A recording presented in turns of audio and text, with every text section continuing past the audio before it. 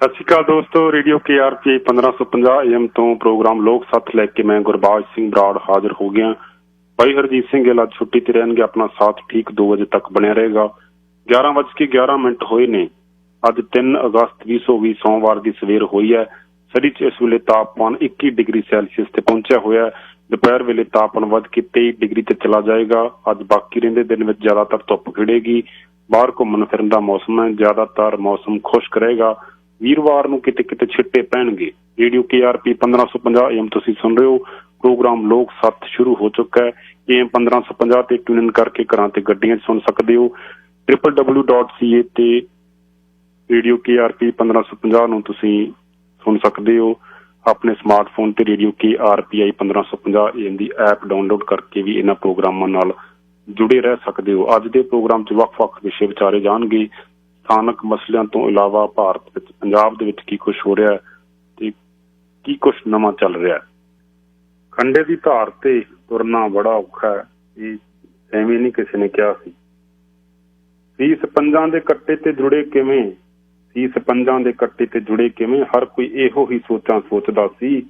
ਅੱਗੇ 10,000 ਚੋਂ ਇੱਕ ਮਰਿਆ, ਹੁਣ ਤੇ ਹਰ ਕੋਈ ਮਰਨਾ ਲੋਚਦਾ ਸੀ। ਹਾਲ ਸਮੇਂ ਦਾ ਇਸ ਤਰ੍ਹਾਂ ਜਾਪਦਾ ਸੀ। ਹਾਸੇ ਆਉਣਗੇ ਬੰਦੇ ਨਿਰਾਸਿਆਂ ਨੂੰ, ਉਦੋਂ ਪਾਣੀ ਨੂੰ ਅਣਖ ਦੀ ਪਾਣ ਚੜ ਗਈ। ਖੰਡਾ ਛੋ ਗਿਆ ਜਦੋਂ ਪਤਾਸਿਆਂ ਨੂੰ, ਖੰਡਾ ਛੋ ਗਿਆ ਜਦੋਂ ਪਤਾਸਿਆਂ ਨੂੰ। ਇਹ ਵੇਲਾ ਸੀ 1699 ਦੀ ਵਿਸਾਖੀ ਦਾ।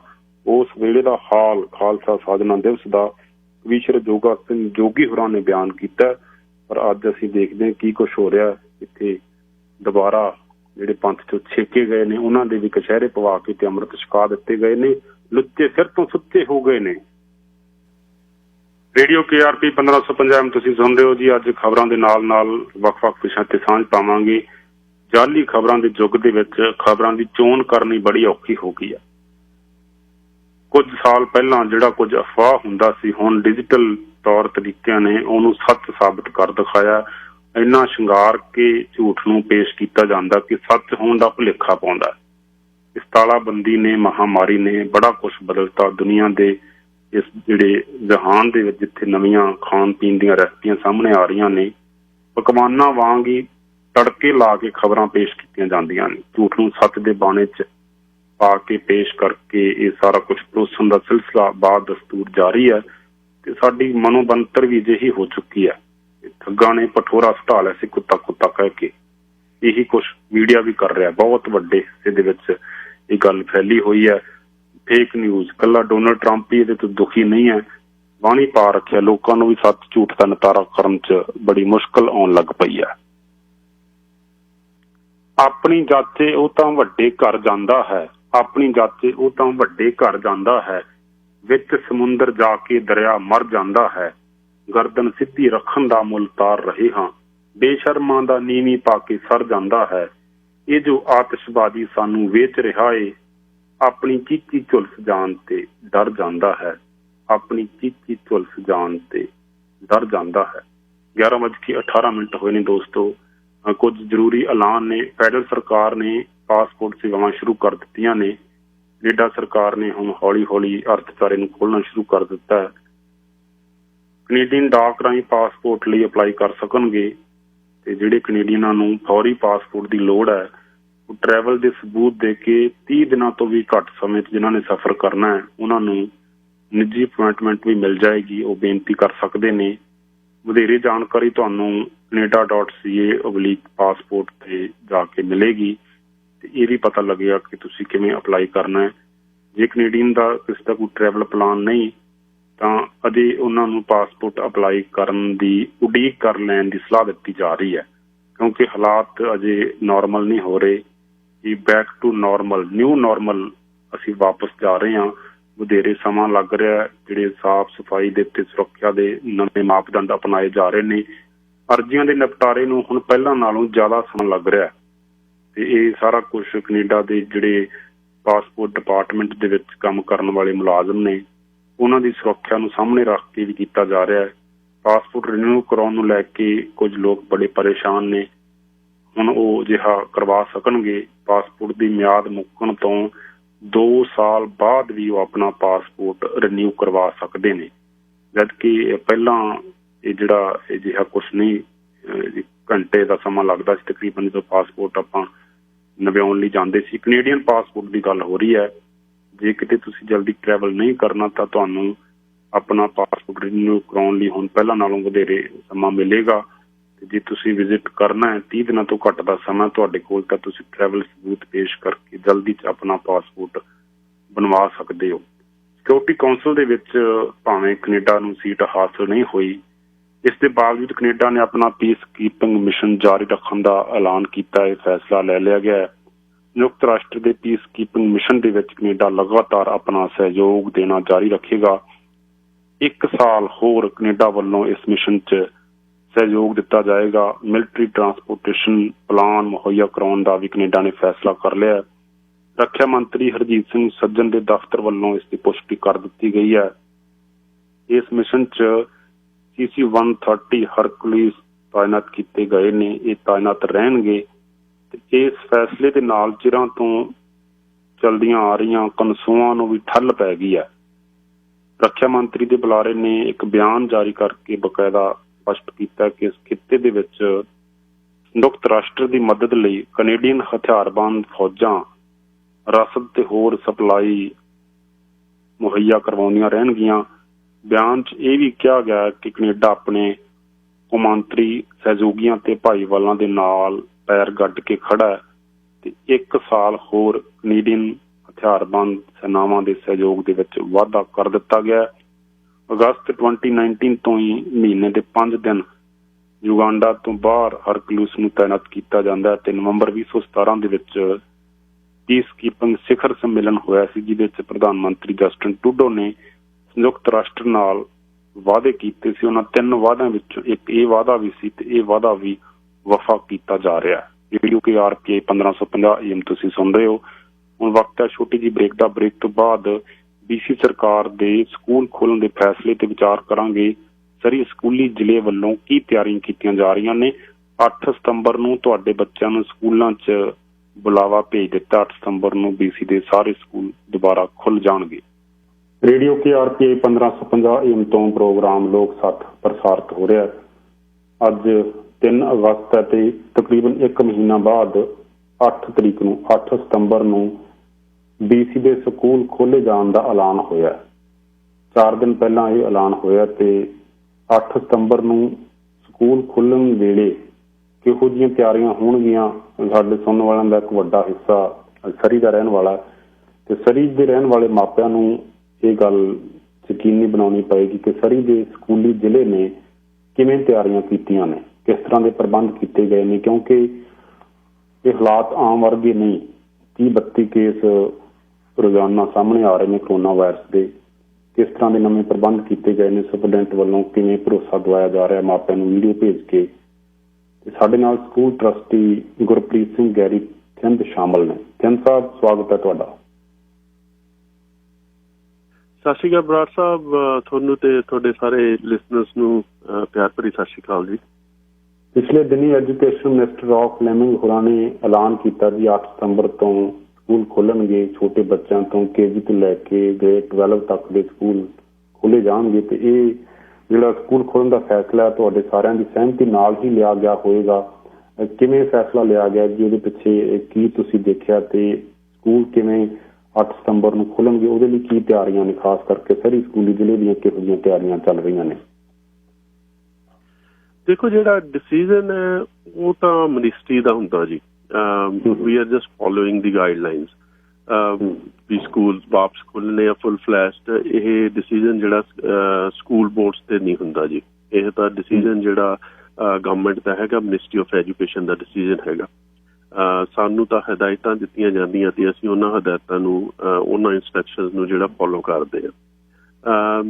ਜਿਹੜੀਆਂ ਇੰਸਟਰਕਸ਼ਨਸ ਹੈਗੀਆਂ ਉਹ ਕਾਫੀ ਸਟ੍ਰਿਕਟ ਹੈਗੀਆਂ ਜੀ ਬੈਕ ਟੂ ਸਕੂਲ ਲਈ, ਤੇ ਉਹਨਾਂ ਤੇ ਅਮਲ ਕਰਨ ਲਈ ਬਹੁਤ ਹੀ ਜ਼ਿਆਦਾ ਜਿਹੜਾ ਕੰਮ ਕਰਨ ਦੀ ਲੋੜ ਹੈਗੀ ਆ। ਸੋ ਜਿਹੜੀ ਸਾਡੀ ਲਾਸਟ ਜਿਹੜੀ ਬੋਰਡ ਦੀ ਮੀਟਿੰਗ ਹੋਈ, ਸਾਡੇ ਸੁਪਰੀਟੈਂਡੈਂਟ ਹਾਲਾਂਕਿ ਛੁੱਟੀਆਂ ਤੇ ਗਏ ਹੋਏ ਸੀਗੇ, ਪਰ ਉਹਨਾਂ ਨੂੰ ਵਾਪਸ ਆਉਣਾ ਪੈ ਰਿਹਾ ਛੁੱਟੀਆਂ ਤੋਂ ਕਰਕੇ। ਜਿਹੜੀ ਇਸ ਬੈਕ ਟੂ ਸਕੂਲ ਦੀ ਜਿਹੜੀ ਤਿਆਰੀ ਹੈ, ਇਹ ਤਿਆਰੀ ਦੀ ਬਹੁਤ ਹੀ ਜ਼ਿਆਦਾ ਕੰਮ ਕਰਨ ਦੀ ਲੋੜ ਹੈ ਤੇ ਉਹਦੇ ਲਈ ਜਿਹੜੀ ਮੈਨੇਜਮੈਂਟ, ਸੀਨੀਅਰ ਮੈਨੇਜਮੈਂਟ, ਜਿਹੜੇ ਪ੍ਰਿੰਸੀਪਲਸ ਹੈ, ਵਾਈਸ ਪ੍ਰਿੰਸੀਪਲਸ ਹੈ ਜਾਂ ਸੀਨੀਅਰ ਐਡਮਿਨਿਸਟ੍ਰੇਸ਼ਨ ਹੈ, ਉਹਨਾਂ ਲਈ ਬਹੁਤ ਹੀ ਜ਼ਿਆਦਾ ਜਿਹੜਾ ਕੰਮ ਵੱਧ ਗਿਆ ਹੈਗਾ ਛੁੱਟੀਆਂ ਤੋਂ ਪਹਿਲਾਂ ਦਾ ਜਿਹੜਾ ਕੰਮ ਹੈ।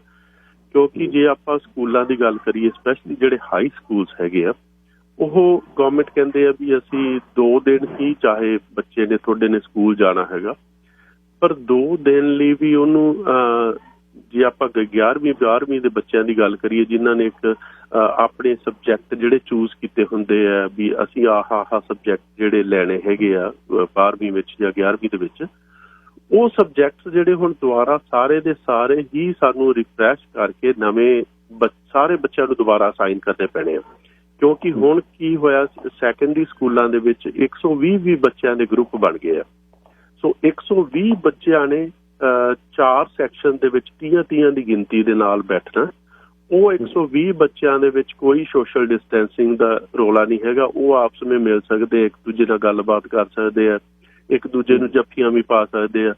ਪਰ ਉਹ 120 ਸਟੂਡੈਂਟ ਹੈਗੇ ਆ, ਉਹਨਾਂ ਨੇ ਇੱਕੋ ਕਲਾਸ ਦੇ ਵਿੱਚ ਸੇਮ ਸਬਜੈਕਟਸ ਪੜ੍ਹਨੇ ਹੈਗੇ ਆ। ਹੁਣ ਉਹ 2 ਤਰੀਕੇ ਦਾ ਮਾਡਲ ਹੋ ਸਕਦਾ, ਇੱਕ ਤਾਂ ਵੀ ਉਹ 2 ਦਿਨ ਜਿਹੜੇ ਪਹਿਲੇ ਹੈਗੇ ਆ ਉਹ ਇੱਕ ਸਬਜੈਕਟਸ ਪੜ੍ਹਨ, ਫਿਰ ਉਸ ਤੋਂ ਨੈਕਸਟ ਵੀਕ ਉਹ ਡਿਫਰੈਂਟ ਸਬਜੈਕਟਸ ਪੜ੍ਹਨ, ਜਾਂ ਫਿਰ ਇਹ ਆ ਵੀ ਉਹ ਇੱਕ ਦਿਨ ਡਿਫਰੈਂਟ ਸਬਜੈਕਟ ਪੜ੍ਹਨ ਤੇ ਉਸ ਤੋਂ ਅਗਲੇ ਦਿਨ ਉਹ ਡਿਫਰੈਂਟ ਸਬਜੈਕਟਸ ਪੜ੍ਹਨ। ਇਸ ਤਰ੍ਹਾਂ ਦੇ ਕੋਈ ਮਾਡਲ ਦੀ ਗੱਲਬਾਤ ਹੋ ਰਹੀ ਹੈ। ਪਰ ਉਹ ਜਿਹੜਾ ਉਹਦੀ ਪ੍ਰੈਪਰੇਸ਼ਨ ਕਰਨੀ, ਕਿਹੜੇ ਸਟੂਡੈਂਟਸ ਦਾ ਤੁਸੀਂ ਗਰੁੱਪ ਬਣਾਉਣਾ ਹੈਗਾ, ਕਿਹੜੇ ਸਬਜੈਕਟਸ ਤੁਸੀਂ ਉਹਨਾਂ ਨੂੰ ਦੇਣੇ, ਟੀਚਰ ਕਿੱਦਾਂ ਅਸਾਈਨ ਹੋਣੇ ਹੈਗੇ ਆ, ਉਹਦੇ ਤੇ ਬਹੁਤ ਜ਼ਿਆਦਾ ਕੰਮ ਕਰਨ ਦੀ ਲੋੜ ਹੈ। ਗਵਰਨਮੈਂਟ ਨੇ ਇੰਸਟਰਕਸ਼ਨਾਂ ਦੇ ਦਿੱਤੀਆਂ, ਪਰ ਤੁਸੀਂ ਦੱਸ ਰਹੇ ਹੋ ਇਹ ਲਰਨਿੰਗ ਗਰੁੱਪ ਬਾਰੇ ਤੁਸੀਂ ਦੱਸ ਰਹੇ ਹੋ, ਛੋਟੇ ਬੱਚਿਆਂ ਲਈ 60 ਦੇ ਗਰੁੱਪ ਨੇ, 60 ਤੋਂ ਵੱਧ ਨਹੀਂ ਬੈਠ ਸਕਣਗੇ ਐਲੀਮੈਂਟਰੀ ਤੇ ਮਿਡਲ ਸਕੂਲਾਂ 'ਚ। ਸੈਕੰਡਰੀ ਸਕੂਲਾਂ ਲਈ 120 ਨੇ, ਸੈਕੰਡਰੀ ਸਕੂਲਾਂ 'ਚ 120 ਨੇ। ਪਰ ਮੈਨੂੰ ਇਹ ਦੱਸੋ ਜੀ, DC ਦੇ 16 ਸਕੂਲ ਅਜਿਹੇ ਨੇ ਜਿਨ੍ਹਾਂ ਦੀ ਗਿਣਤੀ ਵਿਦਿਆਰਥੀਆਂ ਦੀ 1500 ਤੋਂ 2000 ਦੇ ਵਿੱਚ ਹੈ, ਵੱਡੇ ਸਕੂਲ ਨੇ। ਉਹਨਾਂ 16 ਚੋਂ 6 ਸਕੂਲ ਇਕੱਲੇ ਸਰੀ ਸ਼ਹਿਰ 'ਚ ਨੇ, ਸੁਲਵਨ ਹਾਈਟਸ ਹੈ, OPM ਸਕੂਲ, ਤੇ ਜਿਨ੍ਹਾਂ 'ਚ ਜ਼ਿਆਦਾ ਗਿਣਤੀ ਹੈ। ਫਿਰ ਇੱਥੇ ਇਹ ਮਾਡਲ ਕਿਵੇਂ ਕੰਮ ਕਰੂਗਾ? ਇੱਥੇ ਗਿਣਤੀ ਜ਼ਿਆਦਾ ਵਿਦਿਆਰਥੀਆਂ ਦੀ, ਬਹੁਤ ਹੀ ਔਖਾ ਹੈ ਜੀ ਇਹ ਮਾਡਲ ਕੰਮ ਕਰਨਾ। ਜਿਹੜਾ 120 ਸਟੂਡੈਂਟ ਦਾ ਜਿਹੜਾ ਮਾਡਲ ਕੰਮ ਕਰਨ ਲਈ, ਤੁਸੀਂ ਇਹ ਦੇਖ ਲਓ ਵੀ ਅਸੀਂ ਜੇ ਅੱਧਾ ਸਕੂਲ ਵੀ ਕਹਿੰਦੇ ਆ ਵੀ ਆਪਾਂ ਚਲੋ half of the secondary school ਅਸੀਂ ਇੱਕ ਦਿਨ ਸੱਦਣਾ ਹੈਗਾ, ਤਾਂ ਵੀ ਅਸੀਂ 600 ਤੋਂ 700 ਸਟੂਡੈਂਟ ਦੀ ਗੱਲ ਕਰਦੇ ਹਾਂ ਵੀ 700 ਤੋਂ 800 ਸਟੂਡੈਂਟ ਅਸੀਂ ਇੱਕ ਦਿਨ ਦੇ ਵਿੱਚ ਸਕੂਲ ਦੇ ਵਿੱਚ ਬੁਲਾ ਰਹੇ ਹਾਂ।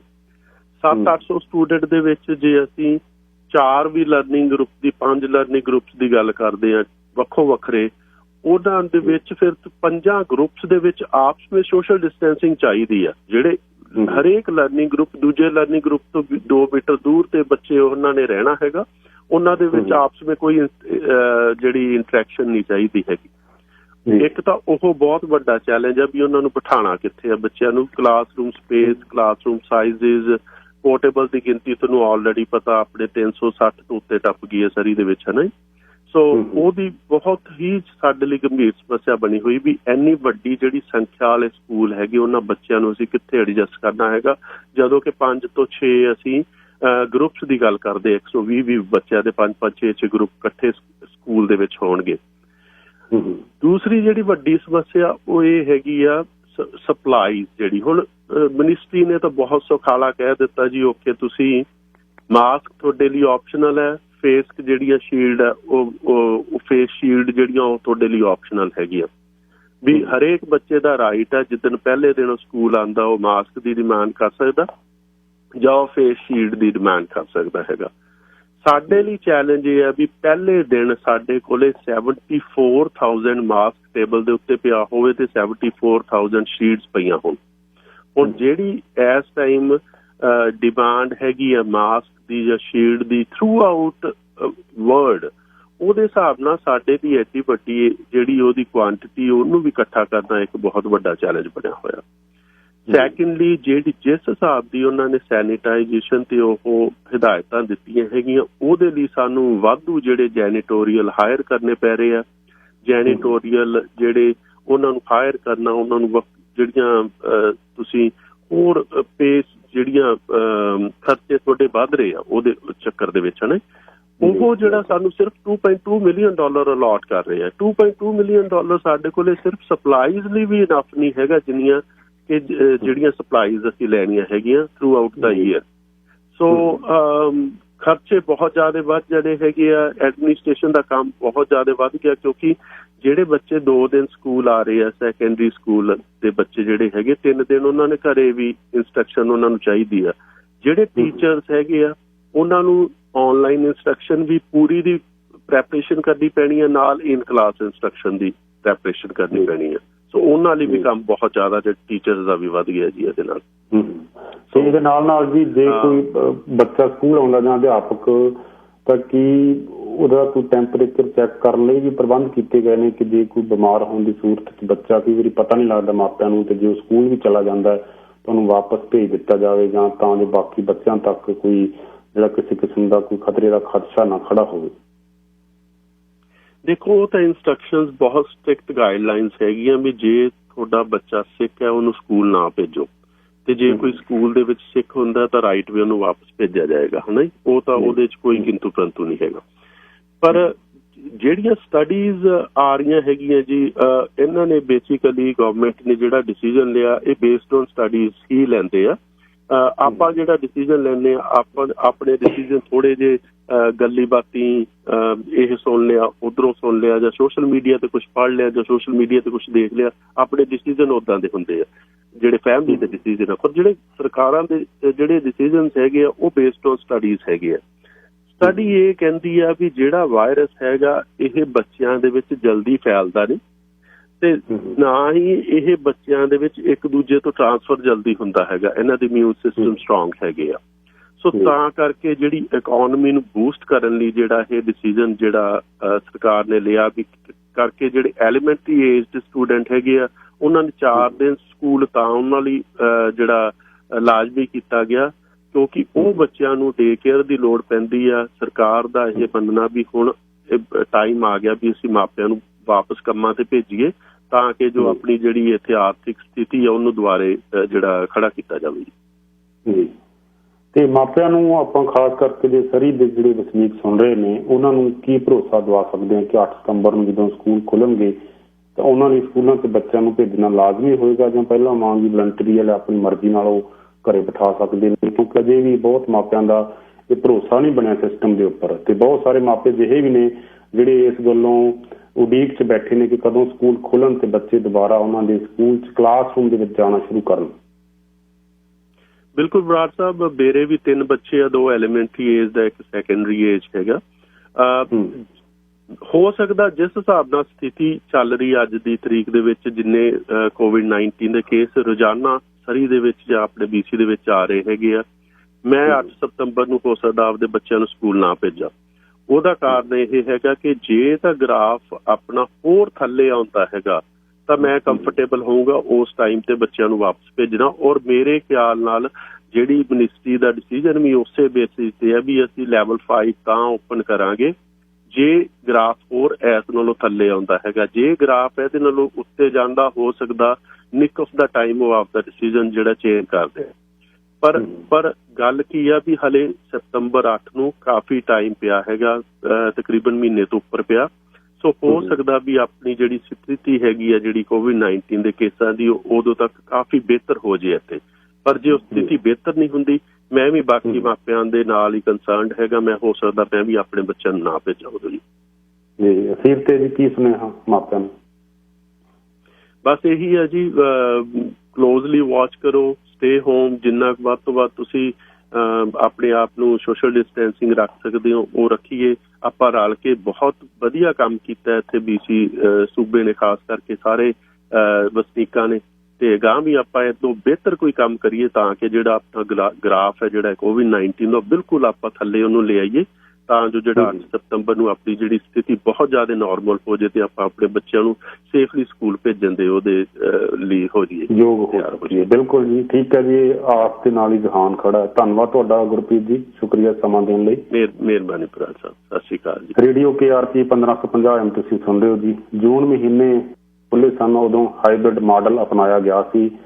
ਬੱਚੇ ਜ਼ਿਆਦਾਤਰ ਬੱਚੇ ਘਰਾਂ 'ਚ ਬੈਠ ਕੇ ਉਹਨਾਂ ਨੇ ਪੜ੍ਹਾਈ ਕੀਤੀ, ਆਨਲਾਈਨ ਢੰਗ ਤਰੀਕੇ ਅਪਣਾਏ ਗਏ ਤੇ 2 ਲੱਖ ਬੱਚੇ ਨੇ ਸਕੂਲਾਂ 'ਚ ਜਾ ਕੇ ਜਿਹੜੀ ਪੜ੍ਹਾਈ ਕੀਤੀ ਸੀ। ਕਲਾਸਰੂਮ ਦੇ ਵਿੱਚ ਤਕਰੀਬਨ 2 ਲੱਖ ਬੱਚੇ ਪਹੁੰਚੇ ਸੀ जून महीने जो स्कूल खुले सी ते 2 केस सामने आए सी। दोहें केस टीचर नाल ही संबंधित सन, अध्यापकों के नाल ही।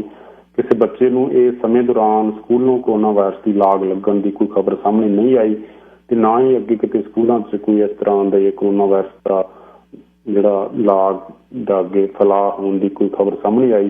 सरकार ने इस जून महीने के तजर्बे तो सबक लैंदियां हुण पक्के पैरी हो के पूरे 8 सितंबर नूं चंगी तरह स्कूल खोलण का फैसला लिया। फंड पासे रख ले गए ने। 23 मिलियन के नाल होर स्टाफ भर्ती किया जाना है।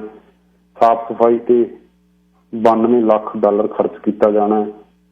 इस तरह जिहड़े उत्थे सैनिटाइजर वगैरह रखने आ, क्लीनिंग सप्लाईज के उपर भी 51 लाख डॉलर खर्च करना है ते 31 लाख प्राइवेट स्कूलों भी वंडना सरकार ने कि तुसीं भी भाई अपनी साफ सफाई का खास ख्याल रखो।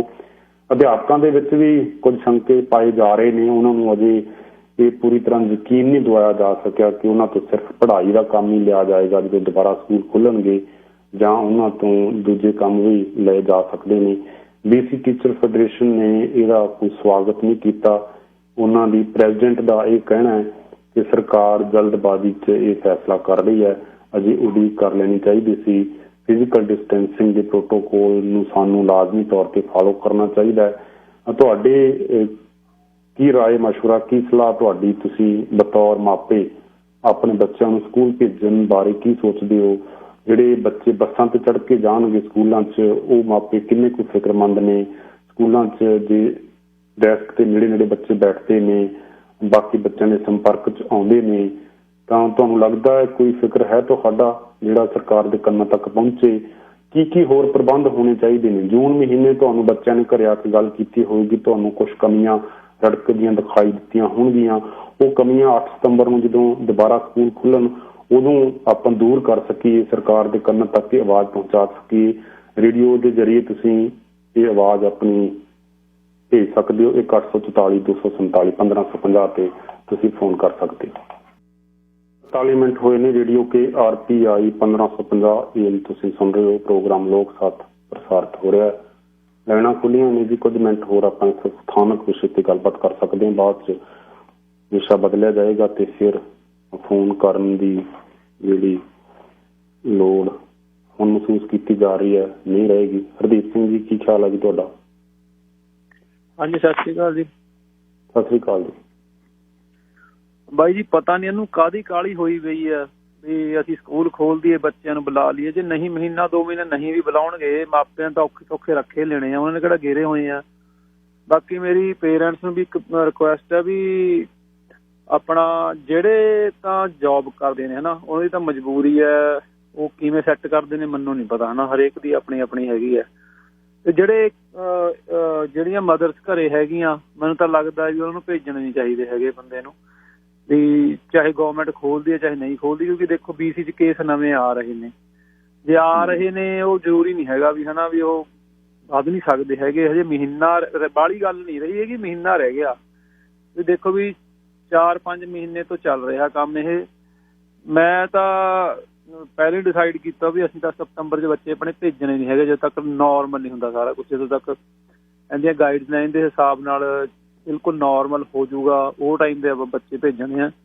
ਨਹੀਂ ਮੈਂ ਬੱਚਿਆਂ ਨੂੰ ਬਾਈ ਜੀ ਤੁਸੀਂ ਦੱਸੋ, ਬਾਕੀ ਨੂੰ ਵੀ ਸੁਨੇਹਾ ਮਿਲ ਜਾਏਗਾ। ਛੁੱਟੀਆਂ ਜਾਂ ਫਿਰ ਹੁਣ ਸਾਰਾ ਦਿਨ ਘਰੇ ਬਿਜ਼ੀ ਕਿਵੇਂ ਰੱਖਦੇ ਹੋ? ਫਿਰ ਕਿਵੇਂ ਬੱਚਿਆਂ ਦੇ ਰੁਝੇਵੇਂ ਕੀ ਹੁੰਦੇ ਨੇ? ਉਹਨਾਂ ਨੂੰ ਆਪਾਂ ਸਾਰਾ ਦਿਨ ਬੱਚਿਆਂ ਲਈ ਸਾਰਾ ਦਿਨ ਬਿਜ਼ੀ, ਬੱਚਿਆਂ ਲਈ ਟਾਈਮ ਕੱਢਣਾ ਪੈਂਦਾ, ਆਪਣੇ ਫੋਨ ਛੱਡ ਕੇ ਆਪਣੇ ਬਹੁਤ ਕੁਛ ਕਰਨਾ ਪੈਂਦਾ। ਬੱਚੇ ਤੰਗ ਬਹੁਤ ਨੇ ਜੀ, ਮੈਂ ਤੁਹਾਨੂੰ ਦੱਸਾਂ ਮੇਰੇ ਬੱਚੇ ਤੰਗ ਬਹੁਤ ਨੇ, ਬਹੁਤ ਦਿਮਾਗ ਖਾਂਦੇ ਨੇ। ਪਰ ਹੁਣ ਕਰੀਏ ਕੀ, ਮਜਬੂਰੀ ਹੈ। ਜੇ ਆਪਾਂ ਅੱਜ 2-4 ਮਹੀਨੇ 4-6 ਮਹੀਨੇ ਰੱਖ ਲਾਂਗੇ ਉਹਨਾਂ ਲਈ, ਉਹਨਾਂ ਨੂੰ ਟਾਈਮ ਪ੍ਰੋਪਰਲੀ ਕੱਢ ਲਾਂਗੇ ਉਹਨਾਂ ਲਈ, ਤਾਂ ਕਿੱਡੀ ਕੁ ਗੱਲ ਹੈ। ਜਦੋਂ ਪਾਲ ਕੇ ਐਡੇ ਕਰ ਲਿਆ ਆਪਾਂ ਨੇ 5 ਸਾਲ ਦਾ, 10 ਸਾਲ ਦਾ, 15 ਸਾਲ ਦਾ ਕਰ ਲਿਆ, ਜੇ ਬੱਚੇ ਨੂੰ 4 ਮਹੀਨੇ ਆਪਾਂ ਉਹਨਾਂ ਦੀ ਟੇਕ ਕੇਅਰ ਹੋਰ ਕਰ ਲਾਂਗੇ, ਉਹਨਾਂ ਦੀ ਰਹਿ ਲਾਂਗੇ, ਤਾਂ ਕਿੱਡੀ ਕੁ ਗੱਲ ਹੈ। ਸ਼ੁਕਰੀਆ ਜੀ, ਧੰਨਵਾਦ ਤੁਹਾਡਾ, ਤੁਸੀਂ ਤਜਰਬਾ ਆਪਣਾ ਸਾਂਝਾ ਕੀਤਾ। ਸੈਮ ਸਵਾਗਤ ਹੈ ਜੀ ਤੁਹਾਡਾ ਸਾਡੇ ਅਗਲੇ ਕੱਲ। ਸੈਮ ਸਾਹਿਬ ਦੇਖੋ, ਸਕੂਲੇ ਜਾਣ ਬੱਚੇ ਜਾਂ ਨਾ ਜਾਣੇ ਕੋਈ ਇਸ਼ੂ ਨਹੀਂ ਮੇਰੇ ਤੋਂ। ਬਿਲਕੁਲ ਛੋਟਾ ਬੱਚਾ ਵੀ ਹੈ ਜਿਹਨੇ ਪਹਿਲੇ ਸਾਲ ਜਾਣਾ ਸਕੂਲ, ਤੇ ਇੱਕ ਬੜਾ ਵੱਡਾ ਜਿਹੜਾ ਆ ਉਹ ਗ੍ਰੈਜੂਏਟ ਹੋ ਗਿਆ। ਸੋ ਮੈਂ ਇੱਧਰ ਗੱਲ ਹੀ ਨਹੀਂ ਕਰਦਾ ਇਹ ਸਕੂਲਾਂ ਦੀ। ਹੁਣ 3-4 ਮਹੀਨੇ ਹੋ ਗਏ ਆ ਤਾਂ ਪਤਾ ਲੱਗ ਗਿਆ ਵੀ ਵਾਇਰਸ ਦਾ ਪ੍ਰਕੋਪ ਕਿ ਇਹੋ ਜਿਹਾ ਆ। ਤੁਸੀਂ ਦੇਖਿਆ ਹੋਣਾ ਵੀ ਡੇਂਗੂ ਨਾ ਜੇ 100 ਬੰਦੇ ਨੂੰ ਡੰਗੇ ਤੇ 20 ਦੀ ਡੈਥ ਹੁੰਦੀ ਹੈ। ਜੇ ਅਬੋਲਾ ਵਰਗਾ 100 ਬੰਦੇ ਨੂੰ ਹੁੰਦਾ ਤੇ 80 ਦੀ ਡੈਥ ਹੁੰਦੀ ਆ। ਇੱਕ ਵਾਇਰਸ ਆ ਉਹ ਵੀ ਫੈਲ ਚੁੱਕਿਆ MRAS ਆਈ ਥਿੰਕ ਮਾਰਸ ਨੂੰ ਕਹਿੰਦੇ ਆ, ਉਹਦੀ ਵੀ ਡੈਥ ਜਿਹੜੀ ਰੇਟ ਆ ਬਹੁਤ ਹਾਈ ਹੈ। ਅਗਰ ਇਸ ਵਾਇਰਸ ਦੀ ਡੈਥ ਰੇਟ ਦੇਖੋ ਤੇ ਨਾਰਮਲ ਫਲੂ ਤੋਂ ਜਸਟ ਲਿਟਲ ਬਿਟ ਜ਼ਿਆਦਾ ਹੈ, ਪਰ ਇਹਦਾ ਹਵਾ ਕਿਉਂ ਬਣਾ ਕੇ ਏਡਾ ਪੇਸ਼ ਕਰ ਦਿੱਤਾ ਆ?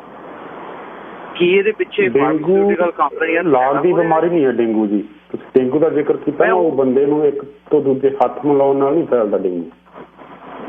ਬਿਲਕੁਲ, ਪਰ ਆਪਾਂ ਵਾਇਰਸ ਨੂੰ ਦੇਖਦੇ ਵੀ ਵਾਇਰਸ ਚਲੋ ਇਹ ਛੂਤ ਦੀ ਬਿਮਾਰੀ ਹੈ, ਬਹੁਤ ਛੇਤੀ ਫੈਲ ਰਹੀ ਹੈ, ਪਰ ਇਹਦਾ ਡੈਥ ਰੇਟ ਕੀ ਆਪਾਂ ਉੱਥੇ ਹੁੰਦੇ ਵੀ ਬੰਦੇ ਨੂੰ ਲੱਗ ਗਿਆ ਤੇ ਮਰਦਾ ਕਿੰਨੇ ਆ? ਮਰਦੇ ਸਿਰਫ ਜਿਹੜੇ ਫਲੂ ਦੇ ਨਾਲ ਜੇ ਕੋਈ ਲੱਖ ਬੰਦਾ ਮਰਦਾ ਆ ਇਹਦੇ ਨਾਲ ਥੋੜ੍ਹਾ ਜਿਹਾ ਵੱਧ ਆ। ਮੈਂ ਇਹ ਨਹੀਂ ਕਹਿੰਦਾ ਵੀ ਇੱਕ ਬੰਦਾ ਵੀ ਕਿਸੇ ਦਾ ਵੱਧ ਜਾਵੇ ਤੇ ਬਹੁਤ ਮਾੜੀ ਗੱਲ ਆ, ਪਰ ਇਹਦਾ ਸਟਾਪ ਲਾਤਾ, ਵਰਲਡ ਸਾਰਾ ਬੰਦ ਹੋ ਗਿਆ ਆ। ਦੇਖੋ ਪ੍ਰੀਕਾਸ਼ਨ ਤਾਂ ਠੀਕ ਆ, ਹੁਣ ਜਿਹੜੀਆਂ ਵੈਕਸੀਨ ਜਿਹਨਾਂ ਨੇ ਬਣਾਉਣੀ ਕੰਪਨੀਆਂ 8 ਬਿਲੀਅਨ ਬੰਦਾ ਰਹਿੰਦਾ ਹੈ, $100 ਦੀ ਇੱਕ ਵੀ ਡੋਜ਼ ਵਿਕੀ ਤੇ ਕਿੱਥੇ ਦੀਆਂ ਕਿੱਥੇ ਜਾਣੀਆਂ ਆ। ਆਈ ਡੋਂਟ ਨੋ ਇਹ ਕੀ ਚੱਲ ਰਿਹਾ ਆ ਸਾਹਿਬ, ਇਹਨਾਂ ਦੇ ਪਿੱਛੇ ਕੌਣ ਹੁੰਦਾ ਆ?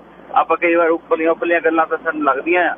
ਹੋ ਸਕਦਾ ਮੈਂ 100% ਹੀ ਗਲਤ ਹੋਵਾਂ ਵੀ ਵਾਇਰਸ ਸੱਚੀ ਡੇਂਜਰਸ ਆ ਇਹ, ਵੀ ਇਹਦੇ ਤੇ ਇੰਨੀਆਂ ਗੱਲਾਂ ਹੋ ਰਹੀਆਂ ਆ। ਹਰ ਇੱਕ ਚੈਨਲ ਦੇਖ ਲਓ ਜਾਂ ਹਰ ਕੋਈ ਜਗ੍ਹਾ ਦੇਖ ਲਓ, ਹਰ ਕੋਈ ਕੰਟਰੀ ਦੇਖ ਲਓ, ਇਹਦੀਆਂ ਹੀ ਗੱਲਾਂ ਚੱਲ ਰਹੀਆਂ ਆ। ਪਰ ਮੈਂ ਤੁਹਾਨੂੰ ਅੰਕੜੇ ਦੱਸ ਦਿੰਦਾ ਜੀ, ਇਸ ਲਈ ਤੁਸੀਂ ਆਪ ਕਰ ਲੈਣਾ। ਅੰਕੜੇ ਆਪਾਂ ਕੈਨੇਡਾ ਦੇ ਦੱਸ ਦਿੰਦੇ ਹਾਂ। 1,16,818 ਕੇਸ ਹੁਣ ਤੱਕ ਕਨਫਰਮ ਹੋਏ ਨੇ, 8,945 ਮੌਤਾਂ ਹੋਈਆਂ ਨੇ, 1,01,574 ਮਰੀਜ਼ ਠੀਕ ਹੋ ਚੁੱਕੇ ਨੇ। ਮੈਲਬੌਰਨ ਦੇ ਵਿੱਚ ਦੁਬਾਰਾ ਕਰਫਿਊ ਲਗਾਉਣਾ ਪਿਆ।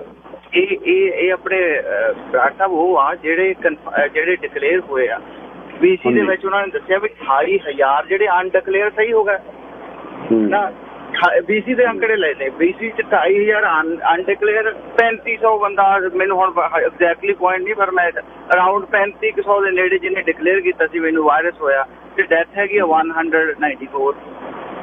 ਸੋ ਆਈ ਡੋਂਟ ਨੋ, ਆਪਾਂ ਬਿਲਕੁਲ ਸਟਾਰਟਿੰਗ ਜਿਹੜਾ ਇੱਦਾਂ ਹੋਈ ਸੀ ਵਾਇਰਸ ਆ ਗਿਆ ਬਹੁਤ ਡੇਂਜਰ, ਪਰ ਇਟ ਨਾਟ ਡੇਂਜਰਸ। ਤੇ ਹੁਣ ਜੇ ਨਹੀਂ ਡੇਂਜਰਸ ਇੰਨਾ ਤੇ ਇਹਦੇ ਤੇ ਇੰਨੀਆਂ ਗੱਲਾਂ ਕਿਉਂ? ਬੱਚਿਆਂ ਨੂੰ ਤਾਂ ਬਿਲਕੁਲ ਹੀ ਨਹੀਂ ਹੋ ਰਿਹਾ। ਮੈਨੂੰ ਨਹੀਂ ਲੱਗਦਾ ਬੱਚੇ ਦੀ ਡੈਥ ਰੇਟ ਤਾਂ 0.000 ਇਸ ਤੋਂ ਤਾਂ ਵੱਧ ਹੋਰ ਵਾਇਰਸਾਂ ਦੀ ਹੋਣੀ ਹੈ। ਸੋ ਸਕੂਲ ਖੋਲਣ ਜਾਂ ਨਾ ਖੋਲਣ ਮੈਨੂੰ ਲੱਗਦਾ, ਮੈਨੂੰ ਇੱਥੇ ਬਾਹਲਾ ਕੈਂਸਰ ਨਹੀਂ ਹੈਗਾ, ਪਰ ਇਹ ਇੱਕ ਪੋਲੀਟਿਕਸ ਦਾ ਮੈਨੂੰ ਲੱਗਦਾ ਸਰਕਾਰਾਂ ਵੀ ਡਰ ਗਈਆਂ ਵੀ ਅਸੀਂ ਹੁਣ ਕੀ ਕਹੀਏ ਇਹਨਾਂ ਨੂੰ, ਲੋਕਾਂ ਨੂੰ ਕਿ ਵੀ ਹੁਣ ਖੋਲ ਦਿਓ ਸਾਰਾ ਕੁਝ, ਨਹੀਂ ਤਾਂ ਫਿਰ ਬਦਨਾਮੀ ਹੁੰਦੀ ਆ। ਆਪਣਾ ਅਮਰੀਕਾ ਵਾਂਗੂ ਜੋ ਹੋ ਗਿਆ, ਕਿਉਂਕਿ ਛੂਤ ਦੀ ਬਿਮਾਰੀ ਲੱਗਣੀ ਤਾਂ ਹੈਗੀ ਆ, ਪਰ ਜਿਹੜਾ ਐਂਡ ਜਿਹੜਾ ਰਿਜ਼ਲਟ ਆ ਉਹ ਇੰਨਾ ਬੈਡ ਨਹੀਂ ਨਿਕਲ ਰਿਹਾ। ਮੈਨੂੰ ਲੱਗਦਾ ਹੈ ਰੱਖਣੀ ਜ਼ਰੂਰੀ ਹੈ ਜੀ। ਅਰਥਚਾਰਾ ਵੀ ਖੋਲਣਾ ਪੈਣਾ। ਹੁਣ ਕੁਬੈਕ ਨੇ ਫੈਸਲਾ ਕਰ ਲਿਆ, ਪਬਲਿਕ ਇਕੱਠ ਹੈ, 250 ਲੋਕ ਇਕੱਠੇ ਹੋ ਜਾਣਗੇ। ਕੁਬੈਕ ਨੇ ਆਗਿਆ ਦਿੱਤੀ, ਹੁਣੇ ਖਬਰਾਂ ਆਈਆਂ ਨੇ 250 ਤੱਕ ਲੋਕਾਂ ਦੇ ਇਕੱਠ ਕੁਬੈਕ ਦੇ ਵਿੱਚ ਹੋ ਸਕਦੇ ਨੇ। ਜਿਹੜੀ ਇੱਕ ਜਿਹੜੀ ਹਾਰਡ ਇਮਿਊਨਿਟੀ ਹੈ ਨਾ, ਹਾਰਡ ਇਮਿਊਨਿਟੀ ਉਹ ਤਾਂ ਅਜਿਹੀ ਪੈਦਾ ਹੋਣੀ ਆ। ਜੇ ਤੁਸੀਂ ਮੈਂ ਤਾਂ ਕਹਿੰਦਾ ਨਾ ਕਿ ਪਹਿਲਾਂ ਚਿਕਨ ਪੌਕਸ ਪਾਰਟੀਆਂ ਹੁੰਦੀਆਂ ਸੀ ਵੀ ਜਦੋਂ ਇਕੱਠੇ ਹੋ ਜਾਣੇ, ਕਿਤੇ ਚਿਕਨ ਪੌਕਸ ਹੋ ਗਿਆ ਤੇ ਉੱਥੇ ਪਾਰਟੀ ਹੁੰਦੀ ਤੇ ਉਹਦੇ ਨਾਲ ਛੇਤੀ ਲੱਗ ਲੈਣੀ, ਇਮਿਊਨਿਟੀ ਡਿਵੈਲਪ ਹੋ ਜਾਣੀ, ਮੁੜ ਕੇ ਉਹ ਗਾਂ ਵੱਧਦੀ ਨਹੀਂ ਸੀ। ਹੁਣੀ ਤਾਂ ਅਜਿਹੀ ਹੈ ਜਿਹਨੂੰ ਇੱਕ ਵਾਰੀ ਹੋ ਗਿਆ ਮੁੜ ਕੇ ਉਹਨੂੰ ਹੋਣਾ ਨਹੀਂ। ਹੁਣ ਵੈਕਸੀਨ ਨੇ ਕਿੰਨਾ ਚਿਰ ਲਾਉਣਾ ਇਹ ਪਤਾ ਨਹੀਂ, ਪਰ ਉਹ ਤੋਂ ਪਹਿਲਾਂ ਧਰਤੀ ਦਾ ਉਤਲ ਪੁਤਲ ਕਰਕੇ ਰੱਖ ਦਿੱਤੀ ਹੈ ਵਾਇਰਸ। ਇੰਨਾ ਡੇਂਜਰਸ ਨਹੀਂ ਸੀ ਜਿੰਨਾ ਆਪਾਂ ਸੋਚ ਰਹੇ ਸੀ। ਇਹ ਕਰਨਾ। ਥੈਂਕ ਯੂ ਜੀ। ਇੱਕ ਇਸ ਗੱਲ ਦਾ ਵੀ ਜ਼ਿਆਦਾ ਡਰ ਨੂੰ ਸਤਾ ਰਿਹਾ ਕਿ ਇੱਕੋ ਵੇਲੇ ਇੰਨੇ ਜ਼ਿਆਦਾ ਮੁਲਕਾਂ ਦੇ ਵਿੱਚ ਇਹ ਵਾਇਰਸ ਫੈਲਿਆ। ਵਾਇਰਸ ਸਾਰਸ ਵੀ ਆਇਆ ਸੀ, ਇਬੋਲਾ ਵੀ, ਹੋਰ ਕਈ ਪ੍ਰਕਾਰ ਦੇ ਵਾਇਰਸ ਸਮੇਂ ਫੈਲਦੇ ਰਹੇ ਨੇ, ਮੌਤਾਂ ਵੀ ਹੁੰਦੀਆਂ ਰਹੀਆਂ ਨੇ। ਪਰ ਇਸ ਨੂੰ ਜ਼ਿਆਦਾ ਖਤਰਨਾਕ ਇਸ ਕਰਕੇ ਮੰਨਿਆ ਗਿਆ ਕਿ ਇਹਦੇ ਨਾਲ ਵਿਸ਼ਵ ਵਿਆਪੀ ਮੌਤਾਂ ਦਾ ਜਿਹੜਾ ਅੰਕੜਾ ਬਹੁਤ ਜ਼ਿਆਦਾ ਉੱਪਰ ਚੜ੍ਹ ਗਿਆ। ਦੁਨੀਆ ਦੇ ਤਕਰੀਬਨ ਸਾਰੇ ਵੱਡੇ ਮੁਲਕ ਇਹਦੀ ਲਪੇਟ 'ਚ ਆ ਗਏ ਨੇ। ਜਿੱਥੇ ਜਿੱਥੇ ਅਰਥਚਾਰਾ ਖੋਲ੍ਹਿਆ ਗਿਆ ਉੱਥੇ ਕੇਸਾਂ ਦੀ ਗਿਣਤੀ ਵਧੀ ਤੇ ਦੁਬਾਰਾ ਲੋਕਡਾਊਨ ਲੱਗ ਰਹੇ ਨੇ। ਪਾਕਿਸਤਾਨ ਵਰਗੇ ਮੁਲਕ ਨੇ ਲੋਕਡਾਊਨ ਲਗਾਤਾ। ਈਦ ਮੌਕੇ ਲੋਕਾਂ ਦੇ ਇਕੱਠੇ ਹੋਣ ਤੇ ਪਾਬੰਦੀ ਲਾਤੀ। ਮੈਲਬੌਰਨ ਆਸਟ੍ਰੇਲੀਆ ਦਾ ਦੂਜਾ ਸਭ ਤੋਂ ਵੱਡਾ ਸ਼ਹਿਰ ਹੈ। ਮੈਲਬੌਰਨ ਦੇ ਵਿੱਚ ਕਰਫਿਊ ਲਗਾ ਦਿੱਤਾ ਗਿਆ। ਫਿਲੀਪੀਨ ਦੀ ਜਿਹੜੀ ਕੈਪੀਟਲ ਹੈ ਉਹਦੇ 'ਚ ਜਿਹੜੇ ਕਰੋਨਾ ਦੇ ਕੇਸ ਵਧਣ ਮਗਰੋਂ ਦੁਬਾਰਾ ਲੋਕਡਾਊਨ ਲਗਾਇਆ ਗਿਆ। ਟਾਸਕ ਫੋਰਸ ਆ ਜਿਹੜੀ ਡਾਕਟਰਾਂ ਦੀ, ਉਹਨਾਂ ਨੇ ਚੇਤਾਵਨੀ ਦਿੱਤੀ ਹੈ ਕਿ ਐਕਸਟਰਾ ਆਰਡੀਨਰੀ ਵਾਈਡ ਸਪਰੈਡ ਇਨ US ਦੇ ਵਿੱਚ ਇਕੱਲੇ ਕੈਲੀਫੋਰਨੀਆ ਦੀ ਜੇ ਗੱਲ ਕਰੀਏ ਤਾਂ 5 ਲੱਖ ਤੋਂ ਵਧੇਰੇ ਮਾਮਲੇ ਸਾਹਮਣੇ ਆ ਚੁੱਕੇ ਨੇ। ਇੱਕ ਕਰੂਜ਼ ਲਾਈਨਰ ਜਿਹੜਾ ਕਰੂਜ਼ ਸ਼ਿਪ ਸੀ, ਨਾਰਵੀਅਨ ਕਰੂਜ਼ ਸ਼ਿਪ, ਉਹਦੇ 'ਚ ਕਰੋਨਾ ਵਾਇਰਸ ਫੈਲ ਗਿਆ ਤੇ ਉਹ ਜਹਾਜ਼ ਰੋਕ ਦਿੱਤਾ ਗਿਆ। ਨਾਰਵੇ ਦੇ ਵਿੱਚ ਇਹ ਜਿਹੜਾ ਜਹਾਜ਼ ਇਹਨੂੰ ਰੋਕਿਆ ਗਿਆ। ਇਹਦੇ 'ਚ ਜਿਹੜਾ ਕਰੂ ਹੈ ਉਹਦੇ ਟੈਸਟ ਪੋਜ਼ਿਟਿਵ ਆਏ ਨੇ। ਜਿਹੜੇ ਜਹਾਜ਼ ਦੀ ਅਮਲਾ ਪਹਿਲਾ ਜਹਾਜ਼ ਨੂੰ ਚਲਾਉਣ ਵਾਲਾ ਚਾਲਕ ਦਲ ਦੇ ਮੈਂਬਰ ਕਰੋਨਾ ਵਾਇਰਸ ਦੀ ਜਦ 'ਚ ਆ ਚੁੱਕੇ ਨੇ। ਫਰਾਂਸ ਨੇ ਨਵੇਂ ਨਿਯਮ ਲਾਗੂ ਕਰ ਦਿੱਤੇ ਨੇ। ਬਾਹਰ ਨਿਕਲਣ ਵਾਲੇ ਲੋਕਾਂ ਨੂੰ ਮਾਸਕ ਪਹਿਨਣਾ ਜ਼ਰੂਰੀ ਕਰਾਰ ਦਿੱਤਾ ਜਾ ਰਿਹਾ ਫਰਾਂਸ ਦੇ ਵਿੱਚ। ਹੋਰ ਬਹੁਤ ਸਾਰੇ ਮੁਲਕਾਂ ਤੋਂ ਖਬਰਾਂ ਆ ਰਹੀਆਂ ਨੇ। ਕੈਨੇਡਾ ਦੇ ਵਿੱਚ ਜਿਹੜੀ ਪਿਛਲੇ ਦਿਨੀ ontario ਦੇ ਵਿੱਚ ਪ੍ਰਾਈਮ ਮਿਨਿਸਟਰ ਜਸਟਿਨ ਟਰੂਡੋ ਨੇ COVID-19 ਅਲਰਟ ਐਪ ਜਾਰੀ ਕੀਤੀ। ਅਜੇ ਤੱਕ ਉਹ ontario ਦੇ ਵਿੱਚ ਹੀ ਜਾਰੀ ਕੀਤੀ ਹੈ। ਇੱਧਰ DC ਅਲਬਰਟਾ ਵਾਲੇ ਪਾਸੇ ਆਉਣੀ ਹੈ। ਉਹਦੀ ਬੜੀ ਆਲੋਚਨਾ ਹੋ ਰਹੀ ਹੈ। ਉਹਦੀ ਐਕਸੈਸਿਬਿਲਿਟੀ ਨੂੰ ਲੈ ਕੇ ਲੋਕ ਸਵਾਲ ਖੜੇ ਕਰ ਰਹੇ ਨੇ। ਇਸ ਅਲਰਟ ਐਪ ਬਾਰੇ ਦੱਸਿਆ ਇਹ ਗਿਆ ਕਿ ਇਹ ਤੁਹਾਡੀ ਨਿੱਜੀ ਜਾਣਕਾਰੀ ਹਾਸਲ ਨਹੀਂ ਕਰਦੀ, ਸਿਰਫ ਤੁਹਾਨੂੰ ਖਬਰਦਾਰ ਕਰਦੀ ਕਿ ਤੁਸੀਂ ਉਸ ਸਰਕਲ 'ਚ ਆਏ ਹੋ ਜਿੱਥੇ ਕਰੋਨਾ ਦਾ ਪੇਸ਼ੈਂਟ ਸੀ, ਤੁਸੀਂ ਉਸ ਇਕੱਠ ਦੇ ਨੇੜੇ ਤੇੜੇ ਹੋ ਤੇ ਆਪਣੇ ਆਪ ਨੂੰ ਦੂਰ ਰੱਖੋ। ਇਸ ਤਰ੍ਹਾਂ ਦਾ ਸੁਨੇਹਾ ਦੇਣ ਲਈ ਇਹ ਅਲਰਟ ਐਪ ਪਿਛਲੇ ਦਿਨ ਜਿਹੜੀ ਜਾਰੀ ਕੀਤੀ ਗਈ ਹੈ ਤੇ ਇਹਨੂੰ ਡਾਊਨਲੋਡ ਕਰਨ ਦੀ ਸਲਾਹ ਪ੍ਰਧਾਨ ਮੰਤਰੀ ਨੇ ਉਸੇ ਦਿਨ ਹੀ ਦੇ ਦਿੱਤੀ ਸੀ ਤੇ ਇਹ ਵੀ ਕਿਹਾ ਸੀ ਕਿ ਮੈਂ ਆਪ ਇਹ ਐਪ ਡਾਊਨਲੋਡ ਕਰ ਲਈ ਹੈ ਤੇ ਬਾਕੀ ਵੀ ਇਹ ਐਪ ਡਾਊਨਲੋਡ ਕਰ ਲੈਣ, ਮਰਜ਼ੀ ਲੋਕਾਂ ਦੀ ਹੈ। ਇਹ ਕੰਟੈਕਟ ਟ੍ਰੇਸਿੰਗ ਐਪ ਨਹੀਂ ਹੈ, ਨਾ ਹੀ ਉਹਦਾ ਬਦਲ ਹੈ। ਇਹ ਅਲਰਟ ਐਪ ਹੈ ਜਿਹੜੀ ਕਿ ਤੁਹਾਨੂੰ ਖਬਰਦਾਰ ਕਰੇਗੀ ਕਿ ਤੁਸੀਂ ਉਸ ਘੇਰੇ 'ਚੋਂ, ਉਸ ਜਗ੍ਹਾ 'ਚੋਂ, ਉਸ ਇਕੱਠ 'ਚੋਂ ਗੁਜ਼ਰ ਕੇ ਆਏ ਹੋ ਜਾਂ ਜਿੱਥੇ ਤੁਸੀਂ ਜਾ ਰਹੇ ਹੋ ਤੇ ਉੱਥੇ ਅੱਗੇ ਕੋਈ ਤੁਹਾਨੂੰ ਸੁਨੇਹਾ ਮਿਲਦਾ ਹੈ ਇਸ ਐਪ ਦੇ ਜ਼ਰੀਏ ਕਿ ਕਰੋਨਾ ਵਾਇਰਸ ਦਾ ਕੋਈ ਪੇਸ਼ੈਂਟ ਇੱਥੋਂ ਲੰਘ ਰਿਹਾ ਤੇ ਤੁਸੀਂ ਆਪਣਾ ਬਚਾਅ ਕਰ ਲਓ। ਜਿਹੜੀ ਹੈ ਇਹ ਉਹ ਸਾਰਾ ਕੁਝ ਚੱਲ ਰਿਹਾ ਹੈ। ਇਹਨੇ ਬੜੇ ਸੰਸ਼ੇ ਖੜੇ ਕਰ ਦਿੱਤੇ ਨੇ। ਰੇਡੀਓ KRK 1550 AM ਤੁਸੀਂ ਸੁਣ ਰਹੇ ਹੋ, 12 ਵੱਜਣ ਵਾਲੇ ਹੋ ਗਏ ਨੇ ਤੇ ਤੁਸੀਂ ਇਹ ਸੋਚ ਕੇ ਹੈਰਾਨ ਹੋਵੋਗੇ ਕਿ ਬੱਚਿਆਂ ਦੇ ਵੀ ਪੈਦਾ ਹੋਣ ਦੇ ਉੱਪਰ ਵੀ ਜਿਹੜੀਆਂ ਗੱਲਾਂ ਚੱਲ ਰਹੀਆਂ ਨੇ, ਰੋਕਾਂ ਲੱਗ ਗਈਆਂ ਨੇ। ਬਹੁਤ ਮਾਪੇ ਚਾਹੁੰਦੇ ਨਹੀਂ ਕਿ ਇਸ ਮਹਾਮਾਰੀ ਦੇ ਦੌਰ ਦੇ ਵਿੱਚ ਕਿਸੇ ਤਰ੍ਹਾਂ ਦਾ ਜਿਹੜਾ ਕੋਈ ਜੋਖਮ ਉਠਾਉਣ ਤੇ ਕੈਨੇਡਾ ਦੀ ਜਿਹੜੀ ਇਸ ਆਬਾਦੀ ਦੇ ਉੱਪਰ ਵੀ ਇਸ ਤਰ੍ਹਾਂ ਦਾ ਅਣਐਲਾਨਿਆ ਜਿਹੜਾ ਅੰਕੁਸ਼ ਲੱਗ ਗਿਆ। ਪੈਂਡੈਮਿਕ ਨੇ ਹਰ ਸਟੇਟ ਨੂੰ ਘਟਾ ਦਿੱਤਾ।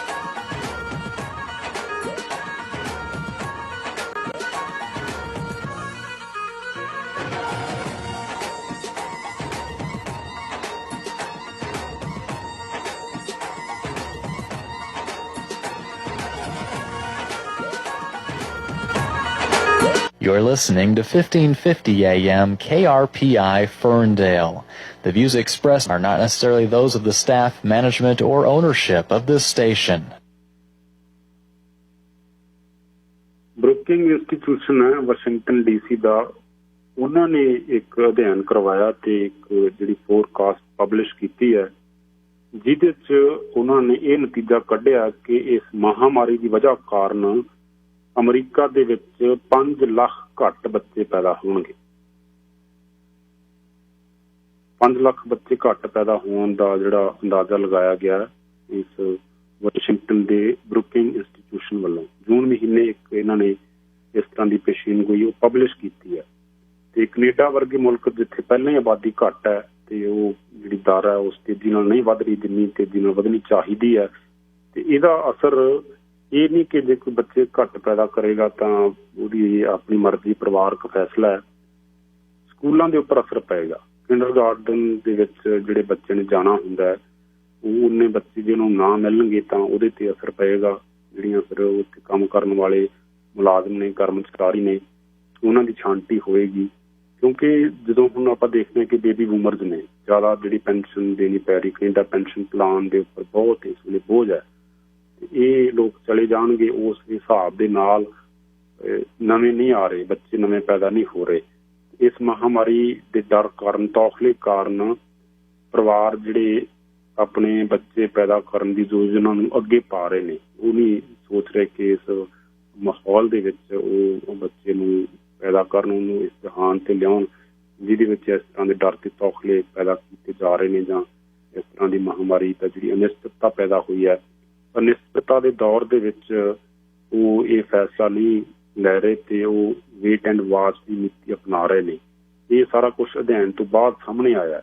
ਇਹਦੇ ਨਾਲ ਕੈਨੇਡਾ ਦੇ ਅਰਥਚਾਰੇ ਤੇ ਬਹੁਤ ਅਸਰ ਪੈਣ ਵਾਲਾ। ਹੋਰਨਾਂ ਮੁਲਕਾਂ ਦੇ ਵਿੱਚ ਵੀ ਲੋਕ ਇਸ ਤਰ੍ਹਾਂ ਦੇ ਫੈਸਲੇ ਕਰ ਰਹੇ ਨੇ। ਇਹ ਫੈਸਲੇ ਸਾਰੇ ਅਰਥਚਾਰੇ ਨੂੰ ਤੇ ਸਿਸਟਮ ਨੂੰ ਪ੍ਰਭਾਵਿਤ ਕਰ ਰਹੇ ਨੇ। ਕਈਆਂ ਦੇ ਤਾਂ ਜਿਹੜੇ ਕਰੀਅਰ ਨੇ ਉਹ ਇਸ ਗੱਲ ਨੇ ਡਿਸਟਰਪਟ ਕਰ ਦੇਗੇ ਨੇ। ਜਿਹੜੀ ਮਹਾਂਮਾਰੀ ਨੇ ਨਿਊਯਾਰਕ ਸਟੇਟ ਦੇ ਵਿੱਚ ਜਿਹੜੀਆਂ ਖਬਰਾਂ ਆਈਆਂ ਨੇ, ਉੱਥੇ ਵੀ ਇਸ ਤਰ੍ਹਾਂ ਦਾ ਜਿਹੜਾ ਮਾਹੌਲ ਪਾਇਆ ਜਾ ਰਿਹਾ। ਇਹ ਆਪਣੇ ਆਪ 'ਚ ਇੱਕ ਵੱਡਾ ਫੈਸਲਾ ਹੁੰਦਾ ਹੈ। ਤੁਸੀਂ ਪਰਿਵਾਰ ਦੇ ਵਿੱਚ ਨਵੇਂ ਜੀਅ ਦੀ ਆਮਦ ਹਰ ਕਿਸੇ ਲਈ ਖੁਸ਼ੀ ਦਾ ਸਬੱਬ ਬਣਦੀ ਹੈ, ਪਰ ਇਸ ਮਾਹੌਲ ਨੇ ਇੰਨਾ ਡਰ ਤੌਖਲਾ ਪੈਦਾ ਕੀਤਾ, ਲੋਕ ਬੱਚੇ ਪੈਦਾ ਕਰਨ ਤੋਂ ਵੀ ਡਰਨ ਲੱਗੇ ਨੇ। ਇਸ ਅਧਿਐਨ ਦੇ ਵਿੱਚ ਕਿੰਨੀ ਕੁ ਸੱਚਾਈ ਹੈ ਤੇ ਤੁਸੀਂ ਕੀ ਸੋਚਦੇ ਹੋ, ਤੁਸੀਂ ਵੀ ਦੱਸ ਸਕਦੇ ਹੋ। ਬੇਸ਼ੱਕ ਨਿੱਜੀ ਫੈਸਲਾ ਹੁੰਦਾ, ਪਰ ਇਹਦੇ ਚੋਂ ਇੱਕ ਸਮੂਹਿਕ ਫੈਸਲਾ ਲੈਣ ਦੇ ਵਿੱਚ ਸਹਾਈ ਹੁੰਦਾ। ਜੇ ਕੋਈ ਆਪਣਾ ਤਜਰਬਾ ਜੇ ਕੋਈ ਦੱਸਣਾ ਚਾਹੁੰਦਾ ਤਾਂ ਦੱਸ ਸਕਦਾ। ਤੇ ਇਹਦੇ ਬਾਰੇ ਵੀ ਤੁਸੀਂ ਫੋਨ ਕਰ ਸਕਦੇ ਹੋ 1844 247 1550 ਤੇ। ਰੇਡੀਓ KRP 1550 ਤੁਸੀਂ ਸੁਣ ਰਹੇ ਹੋ। ਸੁਰਜੀਤ ਸਿੰਘ ਜੀ ਸਾਡੇ ਨਾਲ ਸ਼ਾਮਲ ਨੇ, ਸਵਾਗਤ ਹੈ ਜੀ ਤੁਹਾਡਾ। ਹਾਂਜੀ ਬਰਾੜ ਸਾਹਿਬ, ਸਤਿ ਸ੍ਰੀ ਅਕਾਲ ਜੀ। ਸਤਿ ਸ੍ਰੀ ਅਕਾਲ ਜੀ। ਹਾਂਜੀ ਬਰਾੜ ਸਾਹਿਬ, ਇਹ ਸਟੱਡੀ ਤੇ ਸ਼ੱਕ ਪੈਦਾ ਹੁੰਦਾ ਜੀ। ਇਹ ਸਟੱਡੀ ਠੀਕ ਨਹੀਂ ਲੱਗਦੀ, ਕਿਉਂਕਿ ਦੇਖੋ ਤੁਸੀਂ ਜਿਹੜਾ ਇਹ ਕਰੋਨਾ ਦਾ ਜ਼ਿਆਦਾ ਮਤਲਬ ਜ਼ੋਰ ਪਿਆ, ਇਹ ਜ਼ੋਰ ਤੇ ਸਮਝ ਲਓ ਵੀ 4 ਕੁ ਮਹੀਨੇ ਜਾਂ 5 ਲਾ ਲਓ ਜਨਤੀ, ਜਾਂ ਜੇ ਬਿਲਕੁਲ ਸ਼ੁਰੂਆਤ ਵੀ ਇਹਦੀ ਲੈਣੀ ਆ ਤੁਸੀਂ, ਤੇ ਇਹ ਜਨਵਰੀ ਦੇ ਵਿੱਚ ਜਾ ਕੇ ਜ਼ਿਆਦਾ ਮਤਲਬ ਇੱਧਰ ਗੱਲਬਾਤ ਚੱਲੀ ਹੈ ਇਹਦੀ। ਤੇ ਹਾਲੇ 8 ਮਹੀਨੇ ਨਹੀਂ ਹੋਏ ਹੈਗੇ, 7 ਹੀ ਹੋਏ ਆ। ਤੇ ਬੱਚੇ ਕਿਸ ਤਰ੍ਹਾਂ, ਬੱਚੇ ਤੇ ਹਾਲੇ ਉਹੀ ਪੈਦਾ ਹੋਏ ਜੇ ਉਹ ਪਹਿਲਾਂ ਵੀ ਕਨਸੀਵ ਹੋਏ ਆ। ਨਹੀਂ ਬੱਚੇ, ਮੈਂ ਤੁਹਾਨੂੰ ਦੱਸ ਰਿਹਾ ਜਿਹੜੀ ਯੋਜਨਾ ਹੁਣ ਜਿਹੜੇ ਮੰਨ ਲਓ ਜਿਹੜਾ ਹੁਣ ਯੋਜਨਾ ਇਸ ਮਾਹੌਲ 'ਚ ਬਣ ਰਹੀ ਹੈ, ਆਪਾਂ ਨੂੰ ਪਤਾ ਕਿ ਨਤੀਜਾ 9 ਮਹੀਨੇ ਬਾਅਦ ਨਿਕਲੇਗਾ ਨਾ। ਹੁਣ ਦੇ ਜਿਹੜਾ ਫੈਸਲਾ ਲਏਗਾ ਕੋਈ, ਤੇ ਉਹ ਹੁਣ ਜਿਹੜੇ 3-4 ਮਹੀਨਿਆਂ ਦੇ ਵਿੱਚ ਜਿਹੜੇ ਲੋਕਾਂ ਨੇ ਫੈਸਲੇ ਕੀਤੇ ਨੇ, ਉਹਦਾ ਅਸਰ ਤਾਂ ਫਿਰ ਦਿਖਾਈ ਦੇਵੇਗਾ ਨਾ। ਇੱਕ ਝੂਠੀ ਅਸਲ ਮੂਲੋਂ ਰੱਦ ਨਹੀਂ ਕੀਤਾ ਜਾ ਸਕਦਾ। ਤੁਸੀਂ ਫਿਰ ਮੈਨੂੰ ਏਦਾਂ ਲੱਗਾ ਵੀ ਤੁਸੀਂ ਕਿਹਾ ਵੀ 5 ਲੱਖ ਬੱਚੇ ਘੱਟ ਪੈਦਾ ਹੋਏ ਆ, ਹੋਣਗੇ ਪੇਸ਼ੀਨ ਕੋਈ ਕੀਤੀ ਆ ਜੀ।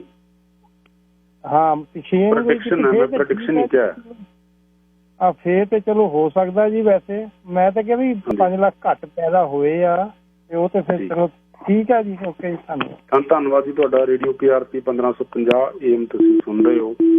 ਤੇ ਹੋਰ ਵੀ ਬਹੁਤ ਸਾਰੇ ਖਦਸ਼ੇ ਪਾਏ ਜਾ ਰਹੇ ਨੇ। ਹੁਣ ਅਨਿਸ਼ਚਿਤਤਾ ਤਾਂ ਹਰ ਹਲਕੇ ਦੇ ਵਿੱਚ, ਇਲਾਕੇ ਦੇ ਵਿੱਚ, ਸ਼ੋਬੇ ਦੇ ਵਿੱਚ ਫੈਲੀ ਹੋਈ ਹੈ। ਤੇ ਕੁਝ ਕਾਰੋਬਾਰ ਨੇ ਜਿਹੜੇ ਇਹਨਾਂ ਦਿਨਾਂ ਦੇ ਵਿੱਚ ਪੂਰੇ ਵੱਧ ਫੁੱਲ ਰਹੇ ਨੇ, ਉਹਨਾਂ ਬਾਰੇ ਵੀ ਜ਼ਿਕਰ ਕਰਾਂਗੇ। ਤੁਸੀਂ ਰੇਡੀਓ KRP 1550 AM ਸੁਣਦੇ ਰਹੋ। ਆਪਾਂ ਹੁਣ ਛੋਟੀ ਜਿਹੀ ਬ੍ਰੇਕ ਲਈਏ ਜੀ, ਤੇ ਬ੍ਰੇਕ ਤੋਂ ਬਾਅਦ ਜਿਹੜਾ ਮਾਇਆ ਜਾਲ ਆ ਨਾ, ਇਹ ਜਿਹੜੀਆਂ 20 ਚੈਰਿਟੀ ਨੇ ਸਾਰੇ ਸਵਾਲ ਖੜੇ ਕੀਤੇ ਨੇ। ਚੈਰਿਟੀਆਂ ਕਿਵੇਂ ਕੰਮ ਕਰਦੀਆਂ ਨੇ? 70-70 ਹਜ਼ਾਰ ਐਵਰੇਜ ਤਨਖਾਹ ਲੈਂਦੇ ਨੇ ਇਹਨਾਂ ਦੇ ਵਿੱਚ ਕੰਮ ਕਰਨ ਵਾਲੇ ਮੁਲਾਜ਼ਮ। ਬ੍ਰੇਕ ਤੋਂ ਬਾਅਦ ਆਪਾਂ ਬਖੀਏ ਉਧੇੜਦੇ ਹਾਂ। ਕੈਨੇਡੀਅਨ ਲੋਕ ਬੜੇ ਦਿਆਲੂ ਨੇ ਤੇ ਖੁੱਲੇ ਦਿਲ ਨਾਲ ਦਾਨ ਕਰਦੇ ਨੇ। ਜਦੋਂ ਇਹਨਾਂ ਨੂੰ ਕੋਈ ਹਾਕ ਮਾਰਦਾ ਜਾਂ ਇਹਨਾਂ ਨੂੰ ਪਤਾ ਲੱਗਦਾ ਕਿ ਕੋਈ ਮੁਸ਼ਕਲ 'ਚ ਫਸਿਆ ਤਾਂ ਹੱਥ ਫੜਦੇ ਨੇ, ਦਾਨ ਪੁੰਨ ਕਰਨ 'ਚ ਵਿਸ਼ਵਾਸ ਰੱਖਦੇ ਨੇ।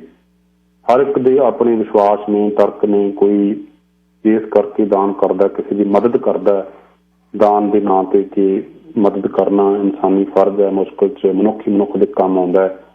ਕਈ ਹੋ ਸਕਦਾ ਅਗਲੇ ਜਨਮ 'ਚ ਇਹਦਾ ਕੋਈ ਲਾਭ ਮਿਲਣ ਦੀ ਤਵੱਕੋ ਰੱਖਦੇ ਹੋਣ ਕਿ ਇਸ ਜਨਮ ਚੰਗੇ ਕੰਮ ਕਰੀਏ ਤੇ ਉਹਦਾ ਫਾਇਦਾ ਅਗਲੇ ਜਨਮ 'ਚ ਮਿਲੇਗਾ। ਆਪੋ ਆਪਣੇ ਭਰੋਸੇ ਨੇ ਲੋਕਾਂ ਦੇ, ਉਹਦੇ 'ਚ ਆਪਾਂ ਕੋਈ ਕਿੰਤੂ ਪਰੰਤੂ ਨਹੀਂ ਕਰਦੇ। ਬਹੁਤ ਸਾਰੀਆਂ ਸੰਸਥਾਵਾਂ ਬਣੀਆਂ ਨੇ ਕੈਨੇਡਾ ਦੇ ਵਿੱਚ।